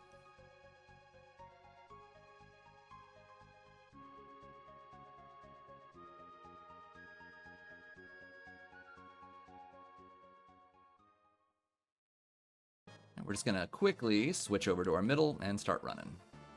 We are looking for what we affectionately call Toilet Atma, because he's basically in a jail cell right next to it, like right on a toilet. So we're going to fight him. He's right next to a toilet, but you know, Toilet Atma.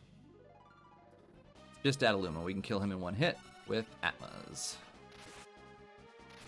So we're up to almost 20,000 damage now, which will only get higher when we equip the Atlas Armlet. So remember when I told you that levels are huge? You can see that his damage is just rapidly increasing as his levels are increasing. It gets real stupid real fast. So that's one check. We're at 20. This also gives you a high tier item. Another shield. That's fine. Now we continue heading on, and we're going to go to the dragon just down the way a little bit. And dragons are checks, and therefore that will get us to our 21st, and thus get us skip.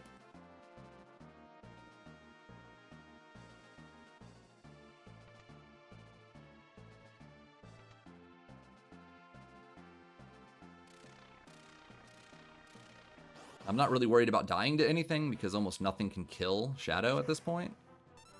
In fact, he's probably going to kill this dragon in one go. Great. This dragon's really good if you have Valiant Knives around, because he drops an automatic muscle belt, which gives you 50% increase in HP, which is huge. I'm not going into that build right now because I don't have it, but there are some really good links that you can go to understand how builds work, how certain items work, and things like that. Okay.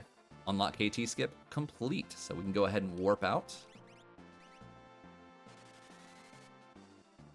We can put all of our characters back in our party, because what that does is it gives them a free heal, which is nice. It takes a little bit of time, but you don't have to worry about healing. Now, I mentioned early on, when you get skipped, you really want to save before you hop in, because what if you get stuck, right? You want to have an exit. So I'm going to go ahead and do a few things right now, and I'm going to pre-equip everything I want to have. So we can do this. You can have the Ragnarok. It's awesome. She's fine. She's going to be in the back row. This is really bad armor, which honestly I can prioritize her if she can have something a little better, and she can. Megasrod for increased magic power. Great. These other things are fantastic. Yeah, I think that's wonderful. Shadow, he has the Atma weapon, but yeah, I was checking to see if he had anything else. He does not. I also want to talk about Espers. So, what are some good Espers for Final Kefka that I have sitting in here right now? The main ones I can see right off the top of my head is Phantom, which gives everybody invisibility. So that means physical attacks won't be able to hit me. The downside is magic attacks will hit me 100% of the time, so I have to be pretty careful with it. The other thing is Golem. Golem protects us from something called Calmness in Final Kefka during Tier 3. Calmness is what happens whenever you kill Sleep. And he will instantly pick one or two characters and try and kill them instantly right before you transition to Tier 4, which is a problem. It is a physical attack, though, and Golem protects the party from physical attacks. So, you can put that up, and Calmness can't hit you anymore. So, this is what we call Calmness Protection. There are two primary forms of Calmness Protection from Espers, Golem and Fenrir. Fenrir gives you Image, which makes you... physical attacks can't hurt you. They will miss automatically, and there's a 25% chance that a miss will break that image, and if they attack you again, it might hit you. And then Golem does the full protection. There are some pseudo sort of Calmness Protection things out there, but I'm not going to get into it at the moment. A couple of them are like Phantom, Life 2, or Life 3, just casting Vanish on someone, using Jump.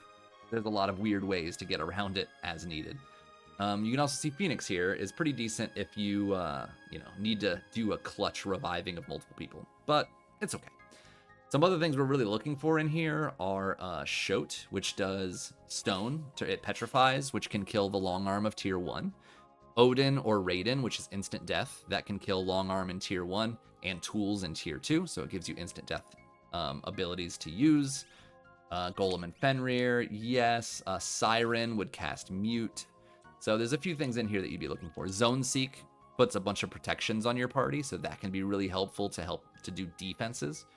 But with what we have here, we have Golem, Phantom, and maybe Phoenix. So, Calmness Protection. You kind of want that on the character that's not going to be doing damage. You don't kind of want that on a character that's not doing damage. You absolutely want that on the character that's least likely to be doing a bunch of damage. In this case, that's Cyan.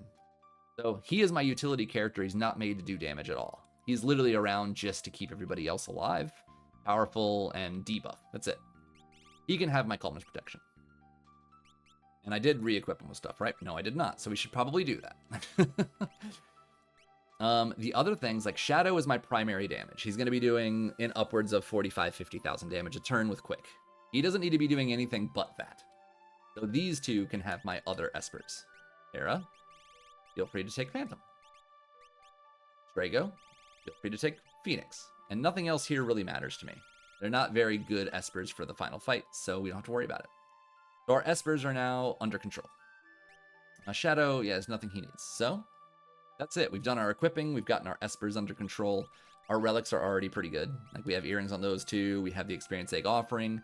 I just have to remember to put on this Atlas armlet once I am done getting experience. So let's go ahead and save.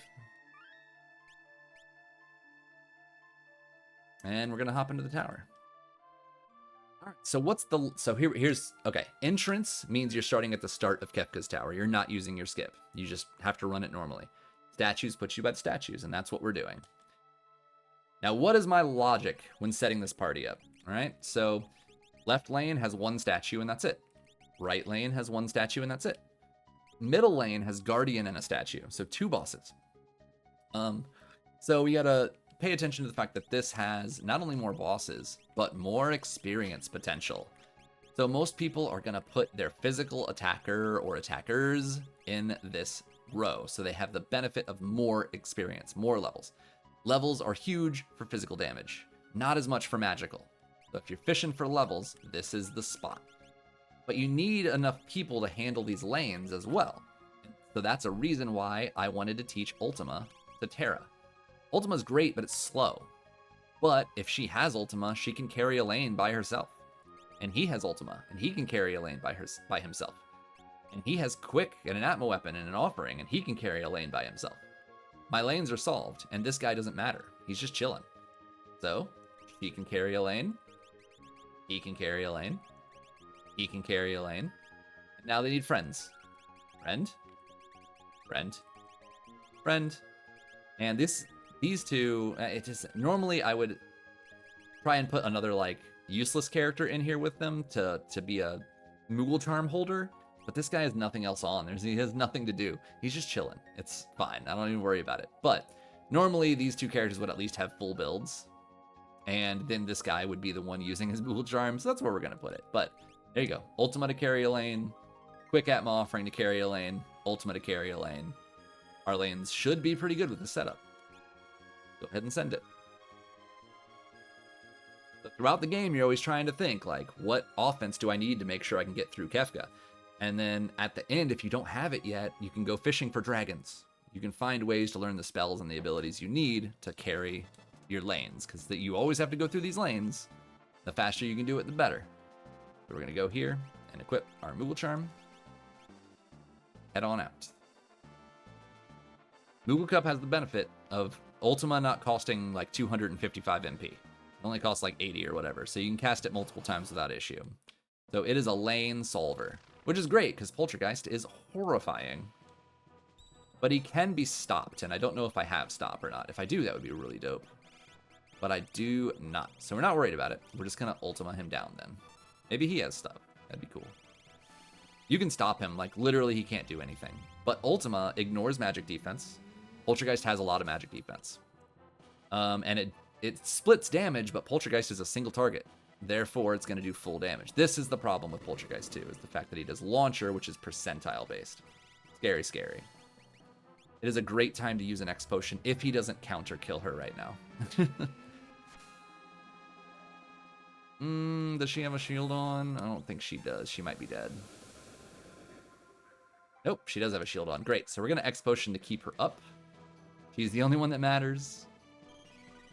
Yeah, this guy is crazy physical defense, crazy magic defense. So we just need to withstand his nonsense. This third Ultima should finish him off for us. He still has a shield on too, because I never unequipped him. Never really needed to. Should finish it? Okay, cool. We call him the Spicy Chicken. He is very, very irritating, especially when you run into him in Kefka's Tower like this, where it's pretty much 1v1. If it's a bad matchup, you could be walled, which is, again, why we save before we use our skip. Like, we might have had to consider putting Shadow there and just quick double attacking him and wrecking his face immediately. But, again, Ultima carries lanes. If you can survive the onslaught, you can finish anything with Ultima. Now we can use our sleeping bag, heal up, save. Not where our skip was. We still want an exit to where we could potentially go back and use our skip again if needed and step on our switch. So Cyan already has our relic on for Moogle Charm, but like, is there anything he can use? Ribbon's good so that he can't be no statuses, and if he's going to be my curer and my utility guy, it's good to have that on him. And otherwise, there's not much else that I give a crap about. So we're just going to put the ribbon on, and he can have the Moogle Charm. Sure, why not?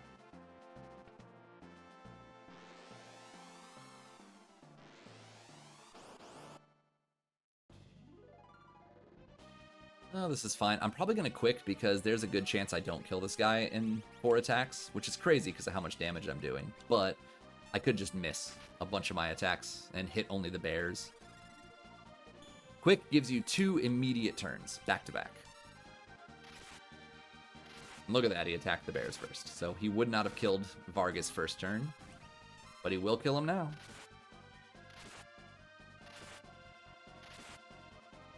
So we're looking at about 60,000 damage right now from Shadow with Quick. 2 attacks, about 30,000 a swing, once I equip the Atlas Armlet on.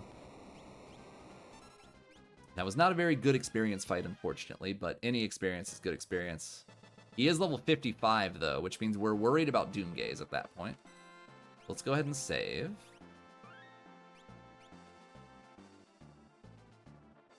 Doomgaze will kill anybody with level of a multiple of 5. Also, right here, in this wall, is the validation chest. Just like in A Link to the Past randomizer, there's a last chest you get in Ganon's Tower. You got to get it to validate your seed. This is the one here. Oop, it's the last chest in the game. White Cave.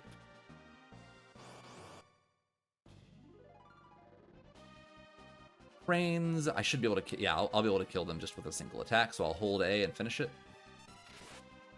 They pretty much died of, I think, 6,000 damage, so GG. No counters either. That's very nice of them to not waste my time. All right, so we're done getting experience and levels. We're done. We don't have to worry about the experience egg any longer. We saved that Atlas Armlet specifically for Shadow when it was time for him to step up. So heal him because percentage damage. Relic, experience egg into Atlas Armlet. Raises fight damage. What are we doing? Fighting. Atlas Armlet, 25% increased physical damage is what it actually is. I know it says fight damage, but it's not just fight damage. It's physical damage. Throwing shurikens, using blitzes, certain blitzes. Fighting still counts. Okay.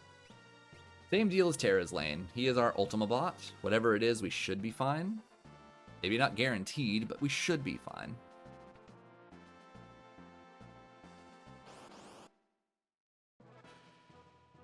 Yeah, pretty annoying, but you know what we have is, you know, Ultima.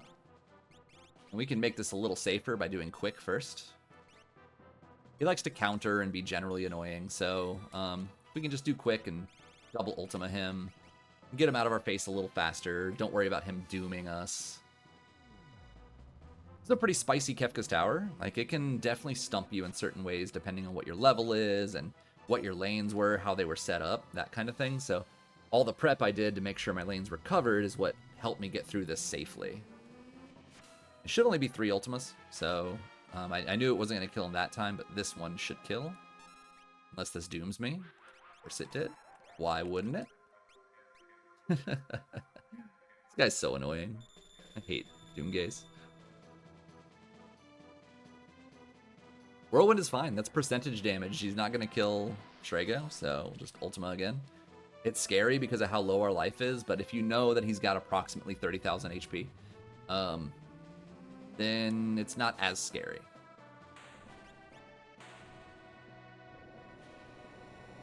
As you play the game, you start to understand which bosses have the most HP, what their weaknesses are, you know. You understand when you can push and when you can't push. And, you know, that one I knew he was going to die to that 3rd Ultima. So I didn't have to worry about how low my life my life was. There's no problems.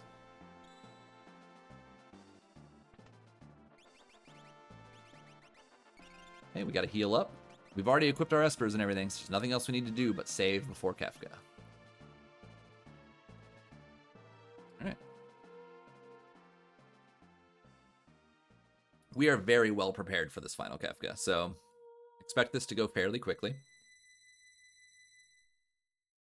But I'm going to talk through each of the tiers, so... Ooh. Ooh. Ooh. Sorry. Ooh. Old coffee I forgot about. Had it when I started the run, but that was about 2 hours ago. So, yeah, okay, you can see my mouse. All right, good. I will explain some things.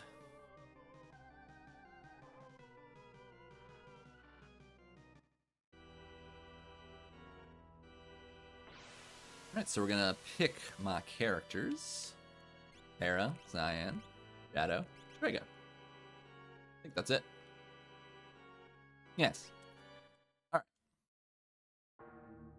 So, pause. 3 targets here. We got the long arm. We got the head. We got short arm. Long arm, instant deathable and petrifiable. So Shoat, Break, Doom, Raiden, X-Zone, Odin, other things can be killed. High priority. Head can do very annoying things like reverse polarity, which changes your rows, and stoning you, and doing stupid stuff. Also weak to fire, so fire damage is really good on him. Otherwise, you want to kill it, though. This guy just punches you. It does a lot of punches. When you hit it, it punches you. When it gets its turn, it punches you. All it does is punch you. So having a way to negate physical damage before you start doing a bunch of damage to it is pretty important. Priority, get rid of long arm, then get rid of head, then get rid of short arm. The main reason being, if head is the last thing to die in the stack, you will cast Quake, which can definitely kill one or multiple or all of your characters when it happens. So you don't want that to happen. You want him dead. Long arm can do like 0 to 3 shockwaves, which can also kill multiple characters. You don't want that. This guy does not have any built-in automatic counter like the other two do. He could punch you just as a counter to you hitting it, but it's not guaranteed. So he's the safest, especially if you have a way to negate it, which we do. It's called Phantom. So let's follow the plan. We need to instant death first. That is super priority. So we have X-Zone. We also have Break. So let's try Break first. Break only works on him, doesn't work on tier 2 though. Missed, we're gonna do it again. We got a priority system here. I don't mind having to bang away at this a little bit to try and get it to hit. Double misses, really, really sad. First polarity, very, very annoying. He's being a brat, is what he's being.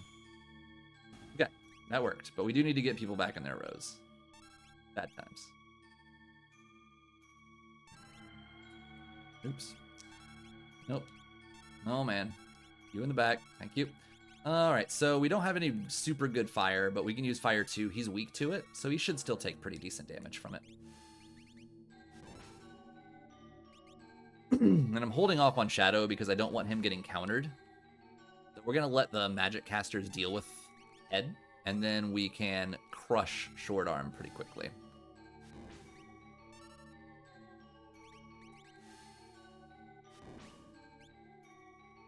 There are safer or faster ways to do this, but this is the safer way, and I'm kind of doing that on this run of like, I'm not trying to push too hard. I'm really just trying to show you sort of the starting plans. So you can see he died, right? He's done. What I would like to do is just make sure Shadow doesn't get punched, because again, we have HP percentage based damage, right? So if I just banish him, then he can't be hit by physical attacks anymore. And then I can attack, and any counters that happen won't matter. At 32,000 damage, that's enough to kill it. And now if he counters me, there's your miss. Now he's dead. GG. That's it. So again, safe. I could have also just used Phantom. It's the same thing. It would have protected the whole party, but I think that's a little slower. I don't know, and I couldn't remember who had Phantom, but I remember just about everybody had Vanish, so I might as well just use it. Okay. Once this starts, I will pause. Boom. All right. We have 4 targets here. We'll start down here. Tiger. Tiger does a lot of ice and fire-based attacks. He's very annoying. When he gets low on life, he can do Doom Tusk, which turns somebody into a zombie. What that usually ends up looking like into a lot of highlight reels and bloopers is somebody queues up a big attack like Ultima, Tiger surgically precisions them, turns them into a zombie, and Ultima kills your whole party in one hit. It happens a lot. Beware this guy. You want to always be paying attention to, like, how low life is he? Is he really damaged? Because Doom Tusk might be coming. Be ready to revivify somebody, and maybe don't queue giant party-killing attacks when you think it might be coming. This is hit. Hit hits things. That's all he does. When you kill him, he hits 10 times. GG. This is Tools. Tools does basically like Magitech-based abilities. So a lot of laser stuff and missiles and whatever. So she can be instant deathed, like with X-Zone, but not broken. So we only have one thing that can hit her, and that's X-Zone, and the only one who has it is Shadow, which is fine. And this is magic. Magic can be muted. You should mute magic. He's horrifying. He does a lot of high-powered magic. He can mute you. He can quarter you. He can add life 3 to things. He sucks. He can reflect. He's garbage. He sucks. Mute him. The top priority is mute, and then make sure this girl is dead. Try and get her out with instant death. And then make sure this guy doesn't take too much damage before you wreck his face. That's basically it. This guy is usually the last one to kill. There's more to it. I have videos that go into massive deep dives of it, but that's the gist. So let's start with muting. They also just get an attack to start the fight, all 4 of them. So just prepare for that. There's mute. So he doesn't have X-Zone. The only one who has X-Zone is Shadow because of his natural magic. You remember when I said buying a bunch of curatives is a good idea? This is why. You can't get rid of Imp without it. Okay, other priority I said was getting rid of Tools. So let's try and X-Zone her out of here. Another thing we can do is just start damaging the stack with Ultimas. Okay, she died. I like to just do full stack damage if I can, especially with Ultima or Merton. So that's what we're going to go with. Yeah, 27,000 damage total is pretty good. Pretty good. Now, to play this safe, I want to just wait for Tiger to attack before I queue anything else up. I want to see what he's going to do. I do not want to get Doom Tusked. So I'm just going to play this safe. I'm playing it safe, not reckless or fast. Just safe. We just want to survive. That's all we want. No Doom Tusk. His ATB is now nice and empty. We're going to go ahead and get back to our Ultimas. By the way, weight tricking is huge on Final Kefka. If you haven't learned weight tricking, go learn weight tricking. So you can see there's still a bunch of targets, so they're not dead yet. I can do another Ultima. Magic has the most HP, so I'm not going to kill the whole stack. These 2 have counters that I don't want to ever happen at the same time. As long as he's muted, I don't have to worry about double counters at all. So here's his 10 hits.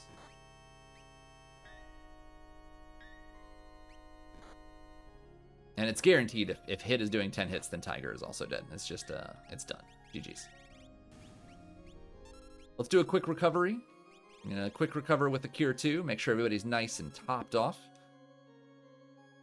So what magic does, if he's not muted, then in his last, like, rough 10,000 HP that he has 40,000, by the way. The last 10,000, every time you hit him, he can counter with any combination. First of all, he has a 33% chance. No, 50% chance of countering with, what am I looking for? Quarter. And then he has a 50% chance of using Dispel, and then another 50% chance of casting another Dispel. So, quite annoying. But if he's muted, the only time any of those can go off is his final death counter. Mute does not prevent his death counter, unfortunately, so you could still get quartered and dispelled and all that crap. Quite annoying. But you do know if he's muted. If you kill him and you see spells come out, you know he's for sure dead. And he's definitely for sure dead. I mean, I'm doing so much damage.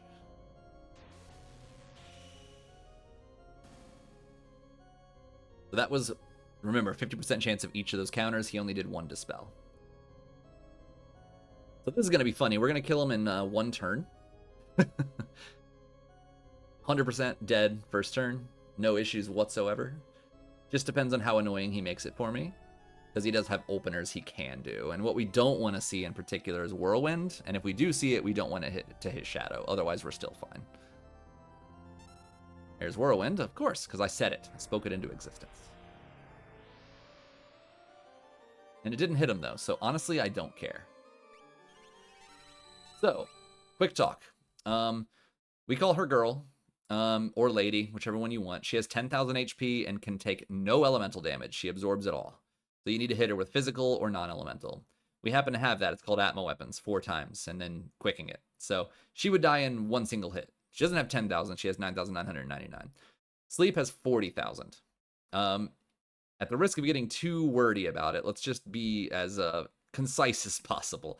He is generally just kind of annoying up until about 30,000 damage, and then his last 10,000, you might notice a theme between him and Magic, he gets real stupid.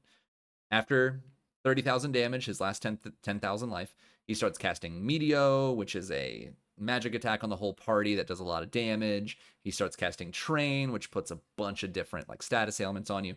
So really the goal is to be able to do enough damage to him that you can definitely one-shot him and not worry about his whole crazy Meteo Train phase. So typical strategy is get him to around 25, 28,000 damage, and then use whatever your strongest attack is to push him all the way through 40,000 in one hit. Of course, you still also need to put up your calmness protection. But in this case, I am doing 54,000 damage. How much am I doing? 36. Yeah, I'm doing like 62,000 damage right now. And their combined amount of HP is 50. So that means just Shadow alone with Quick can kill them both from 0 damage to fully dead in one go. So the only thing I need to do to prioritize a win on this is put my Calmness Protection on, which is Golem, and it's on Cyan because he's my support character. Go to Shadow, Quick, double attack, and it's over. That's it. Golem will protect us from Calmness, 100%. He's dead, no counters, no nothing. No muss, no fuss. So, Golem first. Go to Magic. While that's casting, we can have Quick ready to go.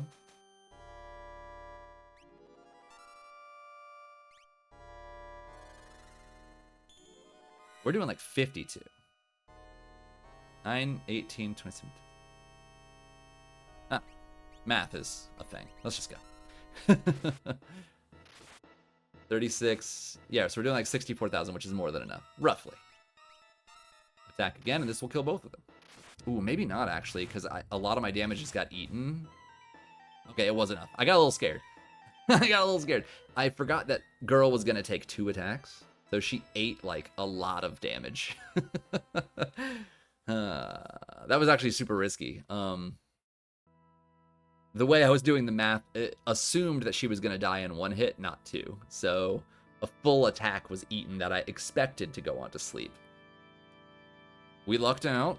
Oops. But either way, we made it through, and he died in 1 go. So that's all we really needed.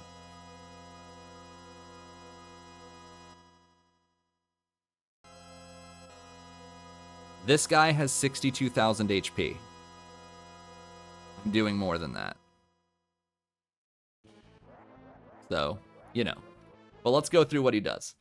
The first attack he's going to do is Fallen One, which reduces everybody to 1 HP. You can negate that by doing 30,000 damage before his first attack. You're only ever going to do that with massive amounts of damage or being able to wait trick very, very well and getting your attacks off before he gets his attacks off. Learn how to wait trick. It's important. After that, he starts casting magic. After about 30,000 damage, that's when he starts to be able to counter you whenever you hit him. So he'll punch you, he'll use Havoc Wing, he might use a spell, whatever. But also his next ability that he will use after he gets past 30,000 damage is Goner. So he charges up a big, super powerful god attack, and then he's going to hit you really hard when it goes off. But while he's charging that, he can't counter you anymore. So that's a good open damage DPS window for you to bring him down as fast as possible. Again, wait tricking means that you can basically get your whole party to attack, sometimes multiple times before his Goner actually goes off. You can get 4 to 6, 7 attacks off to his 1 ATB bar if you wait trick. So you should probably learn how to wait trick. But in this case, again, we're doing 36,000 damage times 2. So 72,000. He only has 62,000. He dies in 1 turn with Quick. I don't need to worry about anything. If I did, what I would be doing is cracking shields, which would do 9,999 damage to him, doing as much damage as I could, just pumping it into him to get it done. But I would rather not play with this guy. I would rather switch to Shadow, use Quick, and then win, which is what I'm going to do. Let's do it. Magic, quick.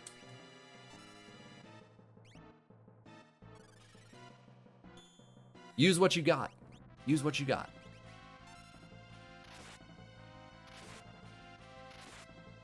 We're actually doing more like 64,000, which is still enough to kill him.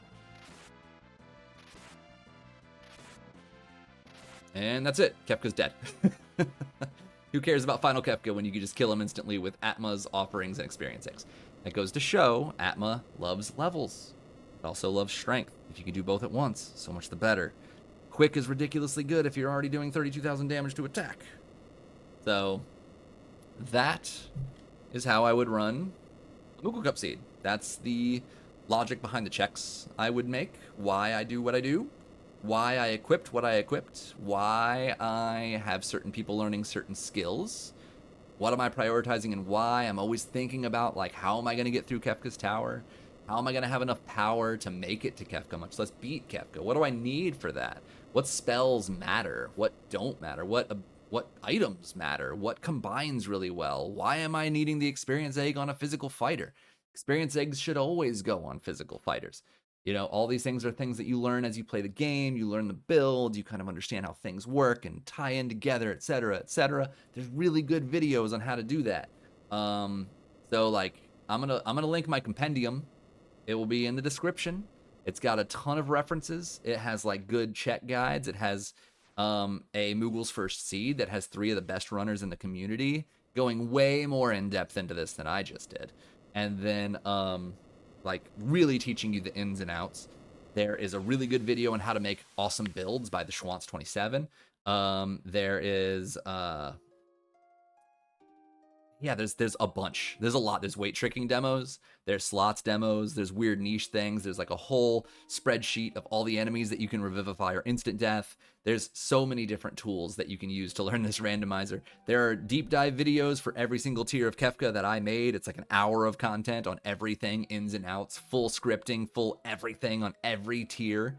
All the strategies, everything you're looking for, if that's the kind of thing that you like, it's there. There's check guides that I made that show you how to execute every single check in the game and who it's gated to and any notes that you might want to know about the check. So that's all there. It's all linked on my compendium. If you're interested in learning it, that's where it's at. But as usual, if you have any questions or comments, feel free to sound off in the comments below. Otherwise, you can ask me any direct questions on Discord. I do not mind. You will not bother me. Shoot me a message if you need me. Otherwise, I hope you have a good rest of your weekend, and I will catch you on the next one. Peace.